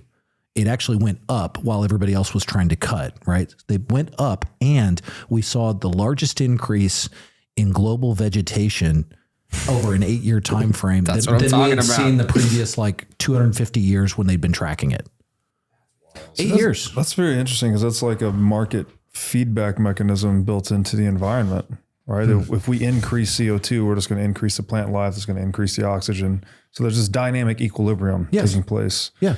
And so the hubris of man that we need to somehow intervene and cut our emissions to save the planet. Planet's like, what are you talking about? I just think about it's probably, honestly, it is probably the most narcissistic viewpoint I've ever heard, to say that me doing, reducing my energy intake and my energy output is going to really seriously alter the world. It's just a compliance ritual. Yeah. They're just trying to ritualize compliance, to protect you from some boogeyman. It is. And it also justifies the Green New Deal, where they're going to print $100 trillion to save the weather and all this nonsense. And the subsidization of castration. You shouldn't have kids. We're killing the planet. I think it's just, to your point and to his question earlier, right? It's like, if you want to talk about green energy, at base value, it just feels like it was a scam, an excuse to print money. Yeah. And to give to their friends and, stuff like that or whatever. And so like that USAID thing and all that stuff, it's like, I haven't looked at it. I'm not that guy, but like people will tell me, they hear about some terrible thing. I'm not surprised. Yeah. It's like, well, yeah, I mean, if I was next to the money printer, it'd be really hard for me to not just take handouts from my friends. You know what I mean? It's like, I get it, right? It's human nature. And if you think that is the way to fix things and that is the way to keep you on top, I don't blame you for trying to do that, right? To some degree. But at some point it breaks. There's already this weird human propensity to catastrophize, like people of every generation's predicted the end times. Drama. Right around the corner. Malthus predicting we're going to consume too many of the planet's resources and we're all going to starve to death. If you look at that, if he's looking at the world through a Keynesian economic model, well, it almost but this makes is sense. pre that even. I don't know, like we'd have to do some research on it, but I guess what I'm getting at is there does already seem to be humans want to catastrophize, I guess, to get attention maybe, or maybe there's just this predilection to think the worst is always right around the corner. Sure. It's like a survival mechanism, but then it also gets a lot of attention because if it bleeds, it leads. So these things are very salient. If you're like, oh, the world's going to end next week, well, everyone's going to listen to you. But if I'm like, hey, everything's going to be normal next week, no one's going to listen. And when you combine that with a financial incentive, then you can catastrophize and then like, oh, well, we need to print money, increase taxes, austerity, whatever it is, give me more. That's a very noxious combination. Yeah. Like people seeking attention and seeking something for nothing, basically money. And you end up with this total like cult of globalist, technocratic, save the world, depopulationists. It's where, you just described. And it is rooted in economic ignorance, right? Is. Because the idea that, we'll just reduce the population and that will save the planet. It's like, well, you actually have zero idea of how economics works because it's the opposite, right? It is the exact opposite. Any problem that we're going to overcome, we overcome them in concert and like distributed cognition, as the term Vervaeke always uses. We solve our biggest problems with markets. Mm-hmm. And so if you reduce the population from 8.5 billion people to 500,000, well, then you just cut your market workforce down 85%. So your ability to overcome problems has been reduced 85% at least. And so is it this massive ignorance fear complex somehow gives rise to this pseudo-religious, wokest, environmentalist nonsense. Wow. You just described probably every single, massive, not just war, but war, conflict, massive, undertaking, from country to country that has ever existed, right? Yeah. It's like, ultimately, it's like, how deep down that hole do you want to go? It's like, okay, well, Boeing and all of these, ammunition producers are hurting for money and they're losing and they're not, whatever. Okay, well, we need to start a war. Well, how do we start a war? Well, we can't just invade somebody. Oh, well, let's, 9/11 happened. Oops. Okay, well, now we got to go. It's like at some point you start to connect that, and what you just described is the process that happens over and over again, right? So if you're looking for truth and you start seeing it, and you know what it is, and then you start looking at other things, you see them through the same lens, all of that becomes very clear. And the question is, how do you just keep going, right? It's easy for people to despair to the point where they're just done. And so that's what I think I was at that point, right? To your comment, it was about that frenzy. The last time I remember making any money, like day trading, I was technically working at Dell and I would make like a trade or two a week. And it was during the peak oil scam. Mm.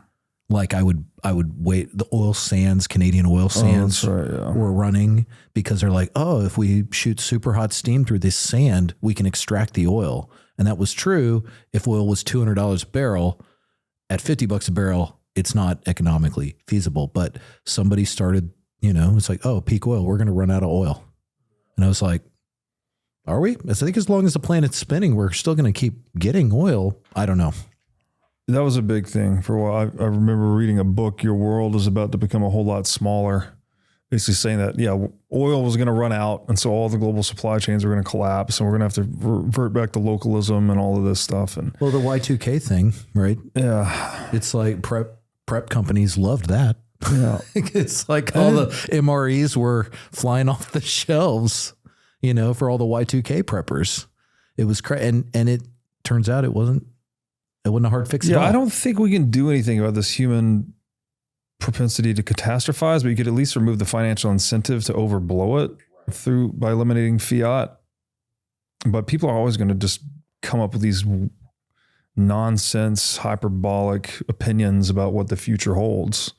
Aliens are coming, or this is happening, or there's going to be a geophysical event or space weather or whatever. And sometimes someone's going to be right, probably. But there's going to be a whole string of twice a day. Exactly. It's going to be a lot of people a lot of inaccurate predictions before that one. Well, I think we're just trying to make sense of what we don't understand. Yeah. And I think a lot of that, like you mentioned earlier, like kind of the woke mind, right? It's like, my world is terrible. I'm not successful. Yeah, I can't do anything. So something's wrong with the world. I'm gonna yell and complain about that the world is so terrible and push all that out there. But all they're really doing is deflecting, because internally it's very difficult for a person to say, I'm the problem. Right. And once you've been in the system and raised in that system, it gets, it's like a cult. Yeah, I think this was Michael Malice's perspective, that we're all inherently competitive in whatever domain that we're involved in. And that the wokest mind virus was kind of preying on the people that can't really excel in any particular domain. But they can really excel at like out complying other people. And telling on other people. That's awesome. And I was like, yeah, that actually makes a lot of sense. It's like all these people that really suck at most things just decide that, they need a domain of competence. So I'm going to out comply and out regulate and out whatever. So I was wearing a shirt. This is an event that was put on in Texas, and it was meant to bring miners and energy together, right? Called Empower, EMPOWER. And I was wearing this shirt the other day. I'd got done with my workout and stopped by the grocery store to grab some stuff. And I'm sitting in line, and on this guy, and this on the back of the shirt, it says "More Power," MOAR. Right? It's like a meme, and it's got a picture of Benjamin Franklin, and in Benjamin Franklin's glasses, he's got Bitcoin logos. Right? It's just a fun, goofy shirt. Well, this guy walked up behind me and said, "It's kind of effed up. You're wearing that shirt." It's like, I expected to turn around and see one of these guys I know who are in energy and gas and Bitcoin, like giving me shit, right? Like, and I turn around, it's just some random short guy with long hair, kind of slovenly dressed or what, a beard and stuff. And I was like, what? I was like, I'm sorry. He goes, well, yeah, you're wearing that. It says "More Power." You're a white guy. And I was like, this is about energy and Bitcoin. And he goes, well, I know, but he said, if we have white privilege, sometimes we need to be called out. And I said, okay. And normally I would just be like, this is not worth my time. I would leave. Right. And I turned around and I walked right up to him and I said, okay, hold on. So you think I'm privileged just because I'm a white guy in this grocery store? Here, I was like, you're white too, right? I said, my dad was a Church of Christ minister. We were never wanting, but we never could spend more than what our budget would allow. Like, we never got to do anything, right? I wore the same clothes, and I would get one pair of tennis shoes for the year. And if I didn't outgrow them, I didn't get another one next year, right? I said, I had a mentally handicapped brother. I'm the oldest of 4. Everything we wanted to do had to take a back seat to his needs, right? My mom worked for free at a private school so I could get a Christian education. I put myself through private Christian university myself. I took out loans, no scholarships, right? Oh, by the way, no loan forgiveness. I paid back all my own loans, right? I have worked my ass off for 20 years. I've been rich and I've been poor. I've cycled up and down, right? But I work my ass off, right? There's no privilege here. If there is a privilege, it's because I've earned it. I haven't taken it and it wasn't given to me. I was like, I said, but that's okay. I said, based on the way you look, the way you're dressed, the way you present yourself, and the way you talk to people, you're never going to catch me. Good luck. And it's one of those things where you just have to, I was done, right? I was done with that kind of thing. It's like, I'm perfectly fine being accountable. When I screw up, the biggest mistakes in my life were not actually the mistakes I made. The biggest mistakes were not owning up to the mistake and dragging it out and dealing with it later, kicking the can down the road, not owning up to it, you know, that sort of thing. And I was like, at some point, you just have to push back on these people and say, you know, it's like, just take a little bit of responsibility for yourself. It's okay. Right? It's okay. Now, I think it's too much for them to accept typically, because they're still in that position of, my life hasn't worked out the way that I want it to. Sure. Therefore, there's something wrong with the world, not me. Right? It's a position of egoism. But nobody's life works out the way they want. Well, that's what I'm saying.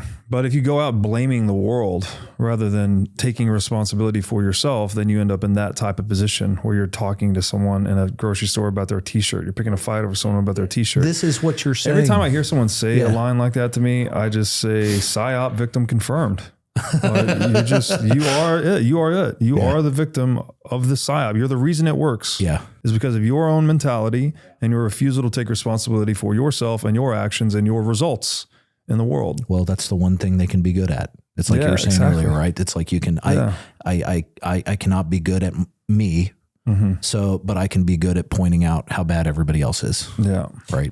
I do think that there is an element of being privileged in the sense that you can win the genetics, more so the jurisdictional lottery. Sure. But let's say you were born in a slum in a third world country and you have that victim mentality and the world is the problem. You're not actually putting yourself into a position where you can affect change. Sure. But if you take responsibility, okay, this is the set of cards that I was dealt. Exactly. Right. This is all I have. Now I'm going to play my hand instead of they're just sitting there begrudgingly with the reality, like rejecting the reality of your situation. When you talk about per capita, though, in the United States, do you know what the richest ethnicity group is?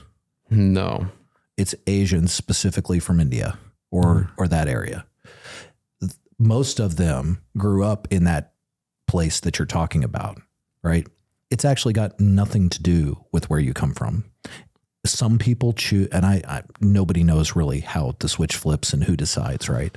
But like, there's no rhyme or reason in a lot of ways to, or specific circumstances you can pinpoint that say these two kids grew up, you know, in the trashiest, dirtiest, unhealthiest, poorest country in the world, right? Why did one of them go to another country, become an engineer, and start a multi-billion-dollar company? And why did the other one die at age 12? Mm-hmm. There is no formula for that, right? And if you was I lucky to be born to my parents that stuck around and cared about me? Yes. Lottery. Was I born in, the National Republic of Texas, the greatest state in the United States? Yes. Right. Lucky. Right. But like, we still struggled.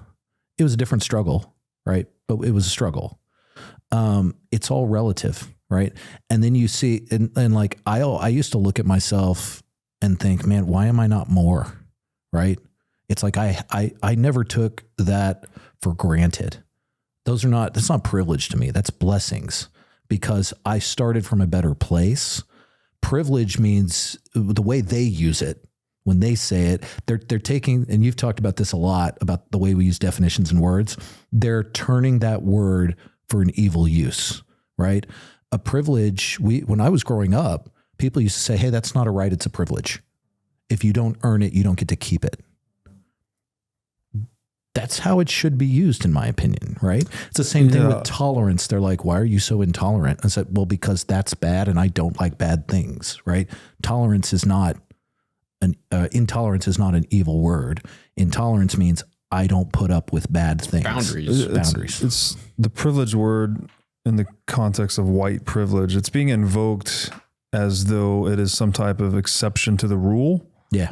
Right. That it's unfair, whatever it is, whatever's being associated with white privilege is somehow unfair. Right. Like, oh, there's this level playing field for everyone, but somehow you as the white guy are on this little pedestal over here and you get this exception to the rule, whatever it may be. Yeah. And look, I don't want to of course, racism, we're still such an ignorant species. Like we're still dealing with racism and all of these things. Like that is also true, but it doesn't mean that the rules somehow unevenly apply to certain races in all contexts. Right. It doesn't mean like you're just white, so you get all these special benefits. So it's just, and then because if you follow that logic, then you get into the endless circle of racism and counter racism. Yeah. Right. So now they'll say things like, isn't counter racism just racism? Exactly. So, yeah. So like, I mean, I could be wrong. But what do they do? It's, critical race theory, right? Oh, this is CRT. Institutionalized racism, but it's said to be a remedy for traditional racism. It's like, oh, well, because white people were marginalizing these other races historically, that now these races need to marginalize white people to balance it out. And it's like, are you fucking kidding me? Turnabout's no, how about you just get rid of the marginalization entirely? Like put everyone on the level playing field and let them play. And you can't help the twists and turns of fate, right? Like things are going to happen. You're going to be born with this, not born with that. These are just unavoidable realities of being human. But when we try and like get super focused on the racial component and institutionalizing racist remedies against it, you are just making the human condition like worse, basically. Yeah. Well, what I didn't like was that you were, I think I could be wrong, but I think most people, it's kind of racism is kind of a learned trait. Yeah. You know, so it's like, because I mean, I remember being in 5th grade and in 4th grade, like 85% of my school was white, and then they redistrict and like it was about 45, 50% white and about 40% black. And the remaining was made up of just, you know, different Asian groups. Right. And I loved it. I was like, oh man, new kids. It's like, and I was like, oh, it's like, dude, what is that haircut? He's like, oh yeah, I had my barber shaved my name into the side of my hair. And I was like, man, I don't have the hair to do that. I don't have he's like, I know. He's like, we can do something cool. I mean, we were kids and we were having fun and we were playing sports together and going to school. It didn't bother me. Nobody acted differently. We were all just kids, right? So it's like it's not supposed to be taught in any race, whether it's white, black, other, whatever, right? It's not supposed to. If you don't teach it, it kind of goes away, right? So it's like, CRT makes me angry because then it's like saying it's literally teaching racism. And I was like, if you didn't teach it, it might actually go away. And justifying it, beyond justifying it, it's like recommending it as the ultimate remedy to fix it. And it's just insane, right? You know. Well, I think to where we're at in this Keynesian economic cycle, while the property owning class is getting wealthier at the expense of the non-property owning class in the ways that happens, it makes people susceptible to wanting to point the fingers at whoever they can, whatever race or whatever problem. Yeah. And, you know, when it comes to like being privileged, whether it's racially or any other privilege that you have, that's a slippery slope. And privileged people on average have to be careful of becoming soft. That's why like really wealthy trust fund kids, they're all fucked up, drug addicts, you know, squander the family wealth and run the business into the ground. Well, are you privileged if you win the lottery? Because like 98% of people who win the lottery are broke within 2 years. I mean, you're like, oh man, you're so lucky. It's a different type of luck, but it's still luck. So it's like, ultimately it still comes down to your actions, right? You have all the money and all the luck and all the blessings in the world and still screw your life up. I did it pretty much. One of my highest health priorities is keeping my brain in top shape. To take care of my brain power, I do many things, such as striving to read, write, exercise, and meditate daily. One of the latest tools in my brain power toolkit is MindLab Pro. MindLab Pro is a nootropic supplement that is scientifically proven to enhance your brain power. When I take MindLab Pro, my mind feels like it has a better grip on the world, my thinking is more lucid, and the articulation of my speech is radically improved. MindLab Pro has been tested in rigorous, double-blind, placebo-controlled human trials and has been proven to enhance brain power for users in every age group. MindLab Pro is an advanced formulation of 11 nootropic ingredients and is backed by research from over 1,400 human trials conducted over the past 32 years. So if you're looking to enhance your brain power, MindLab Pro is an excellent solution. Go to mindlabpro.com/breedlove to start enhancing your brain power today. Again, that's mindlabpro.com/breedlove. If you're listening to this podcast, you probably get it. You get that Bitcoin upends everything that state-sponsored schools teach us about money. For those who get the importance of Bitcoin, it is important that we have a smart way to buy and hold Bitcoin.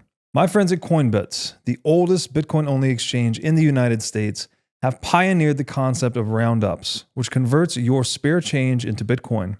Simply connect your credit or debit cards, and your usual purchases are rounded up to the nearest dollar, letting you stack sats on every purchase without even thinking about it. Coinbits also provides a terrific self-custody experience. Connect a hardware wallet for automatic withdrawals into cold storage to minimize your risk and stay sovereign over your Bitcoin. My favorite Coinbits feature is Coinbits Plus, which gives you the best exchange rate on Bitcoin.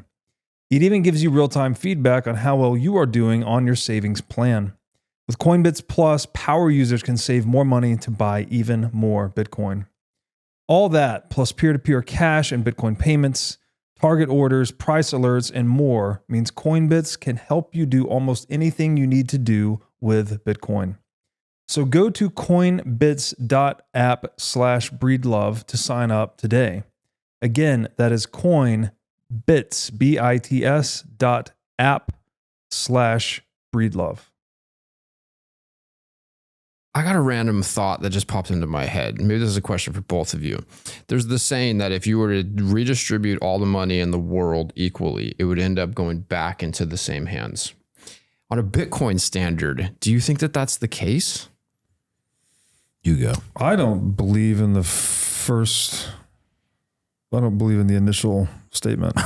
Okay. We were talking about that earlier. If you took all the money out of everyone's hands in the world and then presumably gave it out, distributed it pro rata, so everyone gets an equal share of the money. I believe that's right? the idea. Yeah, and then it would just magically flow back to its original position. Like, no, that's complete bollocks, right? Do you know how much complexity there is in the flow of those funds and who starts what business, who gets lucky, who's smart, who's dumb, who gets what disease, who gets what divorce, like all this crazy path-dependent variables to lead to one configuration of capital in the world. If there's a 0% chance it's going to flow back to that exact same position. Okay, I like that dissection. The only thing I would say is Bitcoin would make it such that the money flows to people who are satisfying or solving people's problems better, faster, cheaper. Right. Whereas in the fiat world, you get a lot of that money flowing to people that are engaged in statecraft or central banking or other exploitative industries. All right. And so a lot of people that are rich in the world today are rich for quote unquote wrong reasons, and that they've engaged in immoral activities to acquire that wealth. And the big magical thing about Bitcoin is that it makes, I don't want to say it's not perfect. Of course, people could still engage in life of crime or whatever and get away with things here and there, but systematically extracting from people through central banking and warfare and things like this, like that would be greatly diminished on a Bitcoin standard, so that wherever the money did flow after the fact, it would flow into the hands of people that were actually consensually solving problems for other people rather than exploiting them. I mean, Robert's smarter than me, so I'm going to give you a really simple answer. We know it wouldn't work because we know communism and socialism doesn't work. And that's basically the premise is like, right, is everybody gets a fair share. Nobody gets a fair share. ever. You can do all the right things and still not get a fair share in all of these systems, right? So it's like, I mean, my God, like what these girls are making on OnlyFans and stuff like that. I'm like, that is the worst thing in the world for society as a whole, for humanity, and they're being rewarded for it, right? I can't do anything about. I would love to be able to do something about that. I can talk about how terrible it is, but where do I start, right? Kind of thing. That's the thing, is it doesn't matter. The word fair just has value judgment injected directly into it. Yeah, there is no such thing as fair. Fair according to who? Yeah. Who, when, where, what time? Right? I mean, was there's it no fair? Universal You talk fairness. about, when I was talking to the guy or whatever, asked about my shirt. It's like, was it fair that my brother was born mentally handicapped? Is that fair on my parents that they're, in their 70s and they're still taking care of my, 40-year-old, 42-year-old brother? No, it's not, right? But embracing the unfairness, right, is what gives you the ability to either make sense of things or to decide it's not really important and it doesn't matter, right? It's what embracing the unfairness is what allows you to say, hey, I fucked that up. I'm gonna take responsibility and I don't know if I can fix it, but I'm gonna try. Yeah, I think, people invoke this word fair or fairness. They're pointing toward the principle of justice, which is you want to see people, largely in an ideal world, you want to see people get what they deserve and not get what they don't deserve, right? Well, what system actually facilitates that?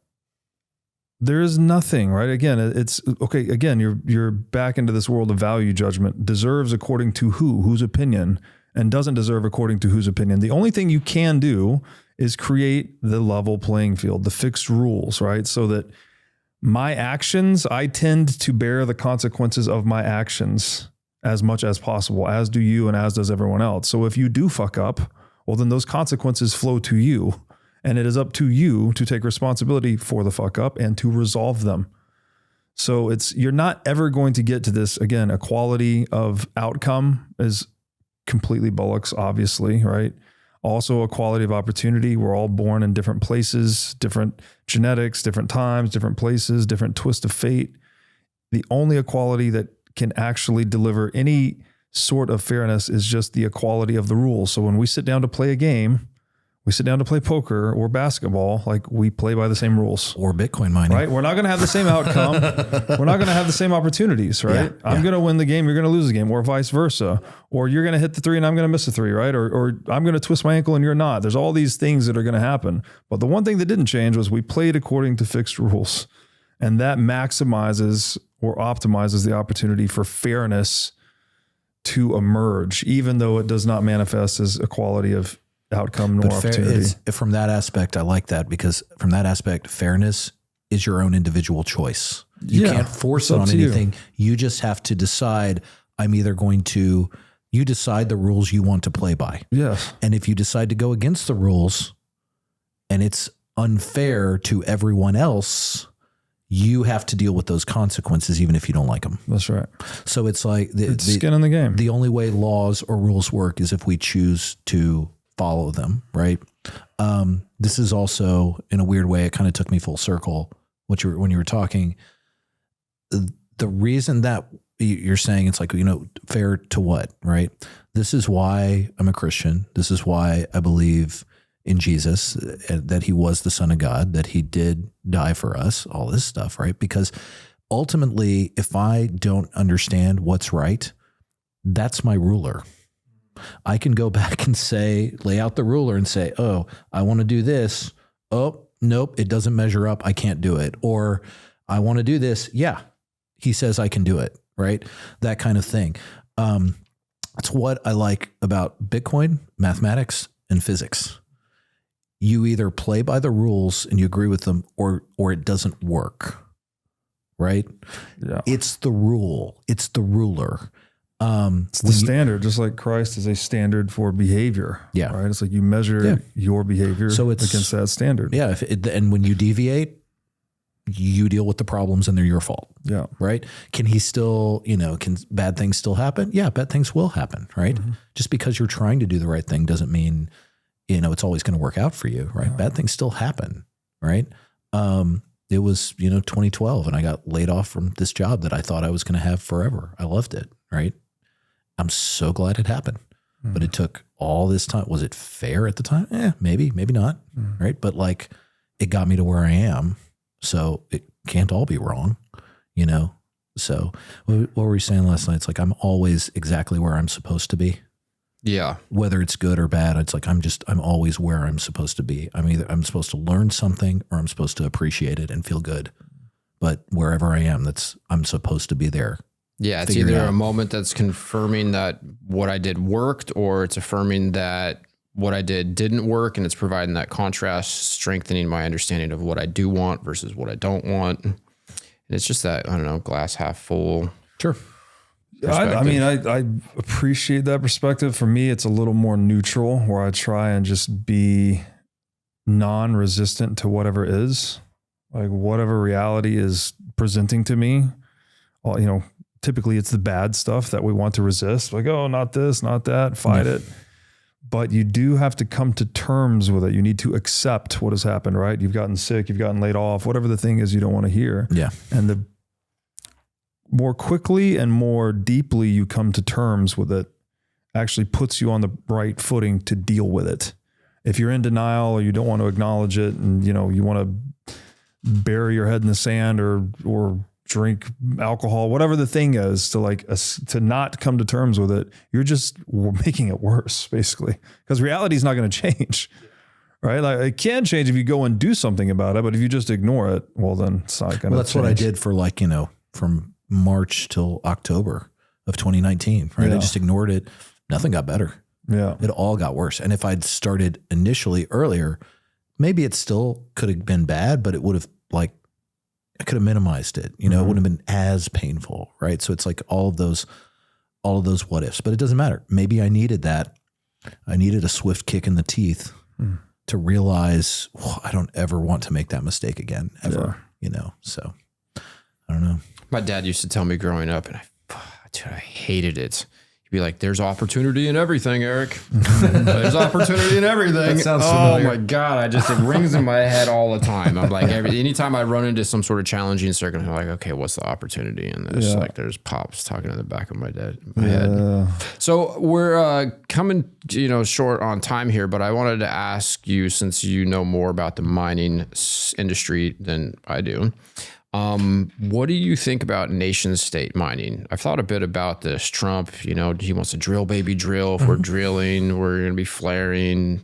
There's a huge incentive to mine the nation state. Lowry, he writes a book, disappears. The book gets pulled.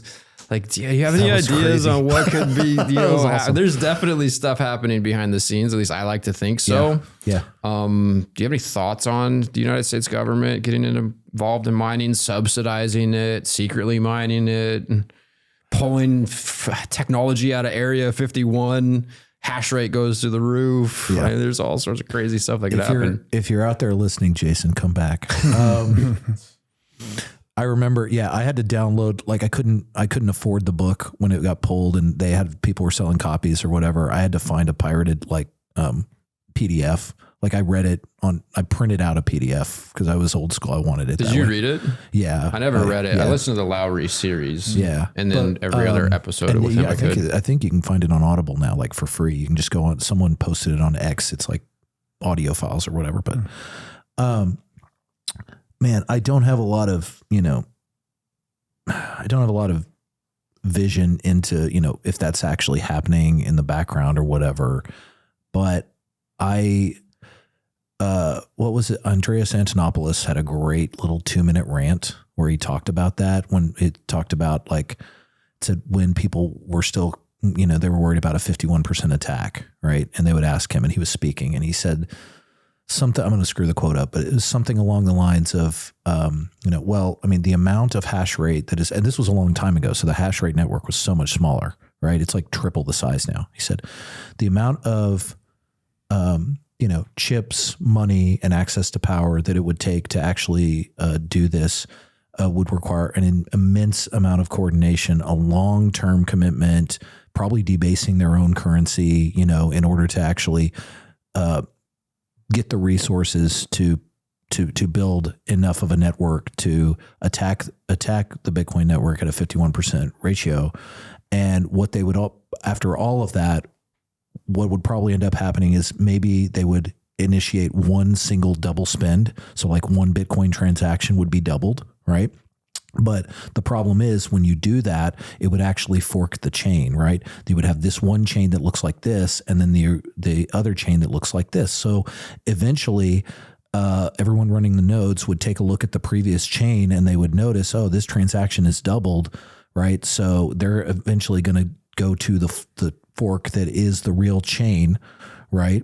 And then that government, whoever it was, is just going to continue running, playing in the corner of the playground by themselves. Their fake Bitcoin. So they have 21 million Bitcoin on their chain, but it's all fake and nobody else wants it, right? That's neither here nor there. My favorite part of it was the end. And he said, plus anything like that would require the coordination of a government that also actually knows how to control IT. He's like, they're completely, it's so broken. It's so decentralized, right? At this point, I don't think you can expect a government, especially one like a dual party system, whatever you want to call our system, I still think it's a republic, but whatever you want to call it. There's so many people fighting for power in our system. The odds of all of the departments working together to, really build like something that will dramatically it's the odds of it happening are so slim. Well, that and if they can amass that much power, it's more profitable to just mine the Bitcoin. Well, see, that's what he said. He said incentive vortex. Yeah, they're going to do all that, and then they're going to realize they could have just mined some Bitcoin. Yeah, right. They could have taken like half of the blocks with that or whatever. So it's like, I feel that. But this is like this in every industry, and eventually, things do get co-opted, especially as governments change and the regimes change, and like literally democracy, any kind of democratic gets driven out, right? Good things can be co-opted and taken, right? But because of the decentralization, because of the way that the world is geopolitically, because people will always fight and try to defend their own borders and where they are and their cultures and all that stuff, there's that constant fight. I think it would be very difficult for even the U.S. government to do that in a way that's going to dramatically shift anything. Like what was it, the wallet the other day? I know, right? Well, the U.S. government can't even release a healthcare website. That's right. Yeah. Dude, I was trying to pay an unpaid tax liability of $67. First off, I got a bill in my wife's name from like 2020. This was 2 months ago. And I look at the bill, I flip through it, frustrated. It says like amount due, call. So I fucking call nobody answered the phone. I can't get this thing. So I leave it with my wife. She wasn't as quick to dismiss the 4-page letter, and she like flipped through, and on the back of the page, it was $67. So I'm like, okay, why does it say call up front? So then I get on the line to the IRS.gov website, whatever it is, and I'm looking for the payment portal. Like, what is this? This feels like this is a website from 15 years ago.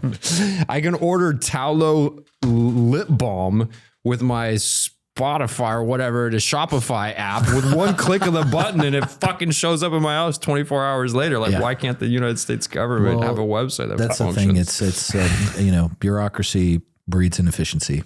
So I think at this point too, it's beyond, even if the United States was a perfectly coordinated, indivisible whole economic unit, I don't think it has enough power to marshal enough resources to 51% attack the Bitcoin network. It would actually require collaboration among multiple nation states. They're all at conflict with each other at some levels. They're in conflict with one another, or they're at least antagonistic towards one another. They have their own individual self-interest. And so this is the line of thinking I've thought was such a mind-bending thing. It's like, so those it would now require coordination among nation states, which are antagonistic toward one another. In other words, nation states would need to solve the Byzantine generals problem. The Byzantine generals problem was, how do you propagate a message to a bunch of distrustful actors in a way that the message comes out the other side of the network intact, right? This is exactly what Bitcoin solves. Yep. This is an It's all a big unsolvable giant game of telephone. Yeah. So this whole thing is like, okay, so to destroy Bitcoin, nation states need to solve the Byzantine generals' problem, but the only solution to the Byzantine generals' problem is Bitcoin. So they should have just not wasted all that energy trying to attack it and just bought it instead. This is or mined it or whatever. Bitcoin punishes you to go against it. And Exactly. it rewards This is what I'm saying. to You can embrace either it. play by the rules, right? And take your chances, which Bitcoin mining literally is a chance. It's literally a chance. You're trying to guess a number. It's all it is. Well, it's not all it is, but that's boiled down. Or you can not, right? And you go down the shitcoin route. I mean, the shitcoins are literally just an imitation that say they're following the rules that are clearly not following the rules. So there's a very special place called the farm at Okefenokee. It's a 1,000 acre regenerative farm community about 45 minutes northwest of Jacksonville, Florida. The farm is a completely off-grid community. It has total food, water, and energy independence. Everything on the farm is 100% organic, and it even features wild boar and bear hunting. The farm at Okefenokee is right next to the Okefenokee National Wildlife Refuge, where you can do camping and canoeing tours. So if you're like me and you're interested in the self-sovereign lifestyle, then you can get your own lot on the farm at Okefenokee if you tell them that I sent you. Once you get a lot, you can build one of 3 custom cabin options. So if you value freedom, self-sovereignty, and living in touch with nature, then join me and my family. We have lot number 21, and we're going to be building a cabin there starting December 2025. To learn more about the farm at Okefenokee, go to okefarm.com and make sure to tell them that I sent you. If you're a Bitcoiner, you need the Orange Pill app. It's where you can connect with other sovereign individuals locally and globally. It's great for when you travel, to meet local Bitcoiners, to go to Bitcoin meetups, and to find local merchants that accept sats. No distractions, no noise, just real Bitcoiners. So download the Orange Pill app today and find your local Bitcoin tribe. So here's like we've talked about, right? Mathematics, physics, thermodynamics, all of these things that Bitcoin is an amalgam of. These are very serious aspects of reality, yes. Right? So Bitcoin is reality, basically.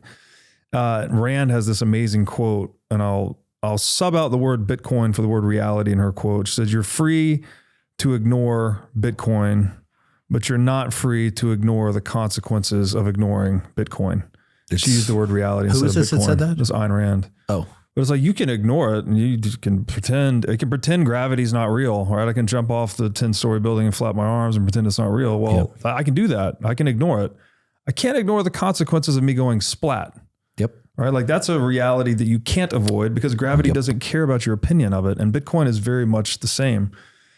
I think it's something that it's very difficult for people to get their head around because like, what do you mean a man-made object, internet funding money, has the same immutable, unavoidable, ontological reality as gravity or the laws of physics or mathematics? But, you know, I would love to see evidence presented to the contrary because I haven't seen it. This is why like the earlier you are to Bitcoin, you know, you can kind of profile the person just a little bit, right? Like in the beginning, it was, you know, computer technology, it was cryptography. It's like, it's math, right? Mm-hmm. It's dorks that are interested in math. I loved math just enough, like through high school, right? To kind of, I can't explain to you mathematically the actual formula, right? In the white paper, but reading through the explanations or hearing someone explain it, I'm like, oh, yeah, now I get it, right? You talk about the elliptical curve, you talk about logarithmic functions. It's like, I believe the gradually then suddenly. So they're talking about, when you talk about the halving, it's basically a logarithmic function, right? It starts out releasing 100 Bitcoin and then 50 and then 25 and then 12, and you go down and we're at like 3.175 or whatever it is now. And it eventually trends to 0, right? I believe that the perceived value of Bitcoin globally is also a logarithmic function, but it's inverse. Yeah. So it started at 0 and it's going, and when you look at just purely not looking at like power law, kind of like the rainbow kind of thing, right? You literally just put it on a graph price wise in any currency you want, right? So one of two things happens. Either the adoption rate speeds up, and as such, supply and demand takes effect, and the value of it shoots up on this end, right? So it shoots up. The other side is, if I'm valuing it in US dollars and US dollars hyperinflate, and more people realize that Bitcoin is the only, especially the super rich, realize, oh man, it's really the only safe haven. So you're trying to break the rules by printing more money. Bitcoin doesn't care. Yeah. Right. Bitcoin's still going to do what Bitcoin does. Right. So I'm a firm believer in the gradually. It's been gradually. But eventually it's going to do this, and it will do that forever. And so no matter how far you zoom out, it's always going to be straight up. Yeah. Michael Saylor's saying, now his new price prediction is $21 million a coin in 21 years. I think that's just a meme. I don't know, but that's what I was thinking about. That's like when we were all pushing for $69,420 Bitcoin. Right. You know, it's like whatever. It's 83 grand a month in average monthly appreciation over the next 21 years. A month. Yeah, to get to 21 million, it's actually like 82 and some change if you subtract 115 grand we're at now. At that point, you could withdraw 40 to 45% of your Bitcoin every single month and not ever run out of Bitcoin. You would lose Bitcoin, but you would gain purchasing power. Yeah. So your overall stack would decrease, but your purchasing power would increase. I got to tell you, there was a big flip for me when psychologically, when I stopped looking at the Bitcoin price and started just looking at my stack.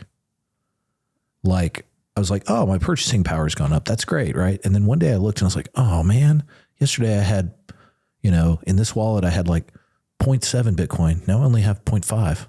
Oh, right? It was like a paradigm shift. Yeah, you're pricing yourself in Bitcoin. I was pricing myself in Bitcoin. That, psychologically speaking, that is a very important step, I think. I was slow to get there. Because then you're looking at reality through the lens of reality rather than a distorted lens of dollars. Yeah. Because you don't actually know. You don't actually know what the dollar lens is. You don't know how many exist. You don't know how many will exist. Did you go through that phase? Like, everybody I think has to go through. It's like you find Bitcoin and you like it, but you're still in it for the NGU technology only. And then you're like, oh, I'm going to go buy a Lambo, and you buy a Lambo or something. Right. And then like you wake up one morning during the bear market and you're like, oh my God, I'm worth so much less. I mean, it's like, it feels like that is a part of the journey to make that switch for a lot of people. You know what I mean? It's like, I had to get a lot of Bitcoin and then do some stupid things and spend some stupid money on some stupid stuff. Just not enough to hurt myself. Right. But like, and then wake up one morning and be like, oh, I did what? I did that. Oh, my stat, kind of thing. It's like, it's like that. It's just got to be a little more pain. I'm slow. I need the pain. Bitcoin. That's how one of the many ways it recalibrates us. Yeah. The thing that really blew my mind the first time I heard this, I was at Pacific Bitcoin in 2023, and I was having a conversation with Matt Cratter, and we were talking about the volatility, the prices pulling back. I forget what the price was at the time. It had been crashing from 20 or 67,000. And he was like, Bitcoin, nothing in Bitcoin changed. Bitcoin itself is not volatile. It's everything else that is volatile. And I really like that. I think about that a lot. One Bitcoin equals one Bitcoin. Yeah. There's some nuance there. Obviously demand for Bitcoin declined. So obviously its purchasing power declined, but yeah, the Bitcoin network doesn't change. And this is why people coalesce to it as the best form of money, because you can evaluate all the changes in the world through the thing that doesn't change. And that gives you back to the idea of standards, right? Well, there's a reason the meter doesn't change. There's a reason the second doesn't change. There's a reason the kilometer doesn't change, right? We need units of constancy to evaluate things that change. Yeah.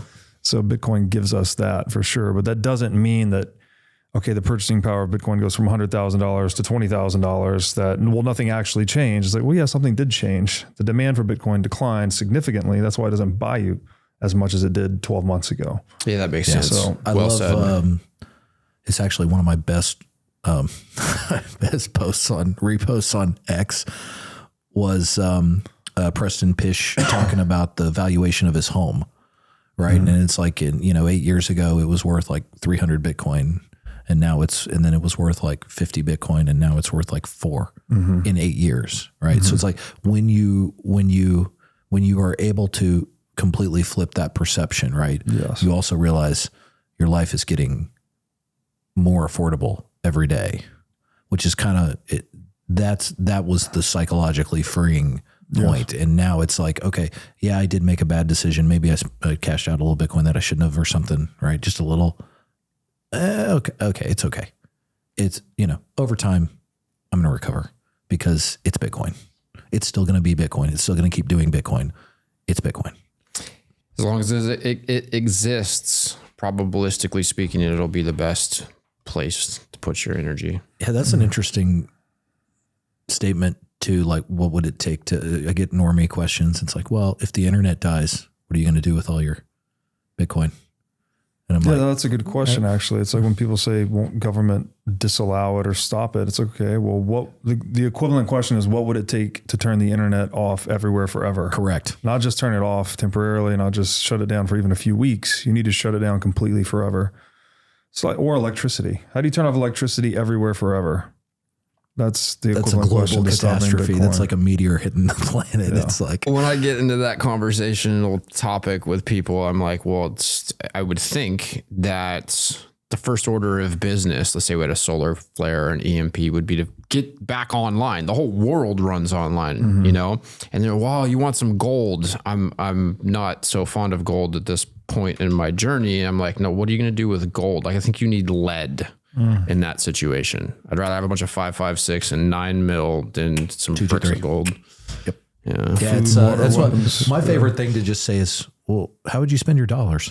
Exactly. Because they're like, I was like, how much cash do you have at home? He's like, and it just like broke his brain. Right. Yeah. It's like all your money is digital too. Yeah. All your money is digital. It's ones and zeros on a server somewhere. The banks haven't had cash in to match your dollars in, since 1940, 50 something, right? It's like it's just slowly been depleting, and now they only have to have 2% reserve. Yeah. The difference is dollars are representational. I guess you could say misrepresentational at this point. Oh, there you go. They're not backed by gold. No. Digital. Yeah. Let's say gold certificates would just be representational to the extent that it's digital, but Bitcoin is just presentational. So like the digital thing is the thing. Yeah. It's like, I think, Saylor said this, a lot of people have said, it's like Bitcoin is backed by energy. It's not backed by energy. It's backed by whatever we say we're willing to use it for or hold for. Whatever we value it for is actually what it's backed by, right? Which that's the shift, right? Because they'll say, well, I'm like, well, what's the US dollar backed by? And they're like, well, by the United States government and this and like the military complex. And I'm like, proof of war. I said the same military complex that lost $3.5 billion and can't account for it and wouldn't tell anybody where it went or even let them take a look. Shot a missile into the Pentagon. I said, here's the difference. The US dollar and any other currency is backed by a government promise. It's literally a note. And a note just means it's debt. It's a bank note. It's a debt. So it's backed by nothing. I was like, at least Bitcoin is backed by me. I decide what it's worth, right? If I want to hold on to it because I feel like the spending power of Bitcoin is not good enough and I think it's going to go up because it's scarce and I want to hold on to it, it's more precious to me, I decide. If I think it's worthless and I just want to get rid of it or take the fiat, profit or whatever, I can do that. That's up to me, right? If I feel like the value of the Bitcoin that I spent on my son's braces, right, it's more important to get his teeth fixed. I'm good. That's my decision. That's not somebody else's. The reality of money is just that it's all backed by human action, right? It's like whoever's holding a thing with the intention of trading it for something else in the future, they're imparting a monetary premium to that thing, whether it's a dollar, whether it's gold, whether it's Bitcoin. So then you just have to ask yourself, do you think humans are going to just always be these automatons that move out of fear or under the threat of fear? Well, then if so, then bet on dollars, because that's how that system works. Yeah. Or do you think people are capable of learning and adapting and reasoning about, better and worse options?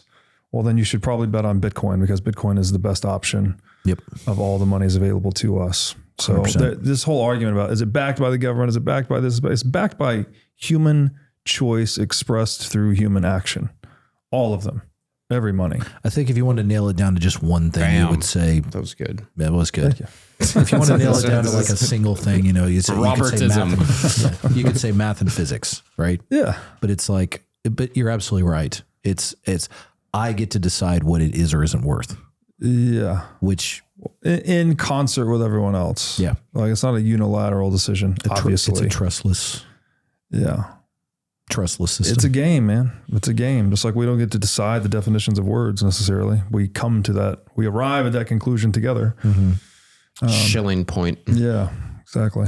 Do you tell your sons life's not fair, but Bitcoin is? I've never said that exactly, that's but a good line, that's a great line. You threaten to time lock the coins?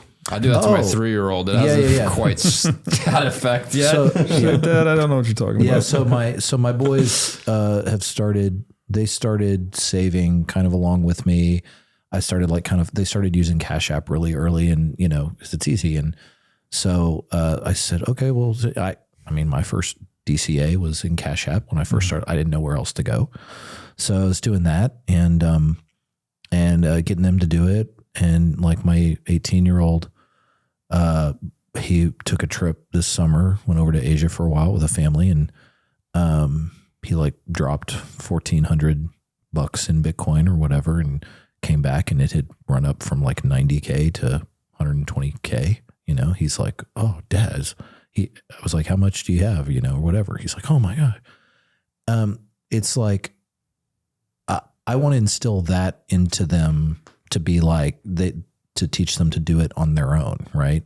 And it's like, you don't have to worry about the investments and all these other things and the complexity. Just buy and save Bitcoin. You'll be okay, right? You may not, rule the world someday, but you'll be okay.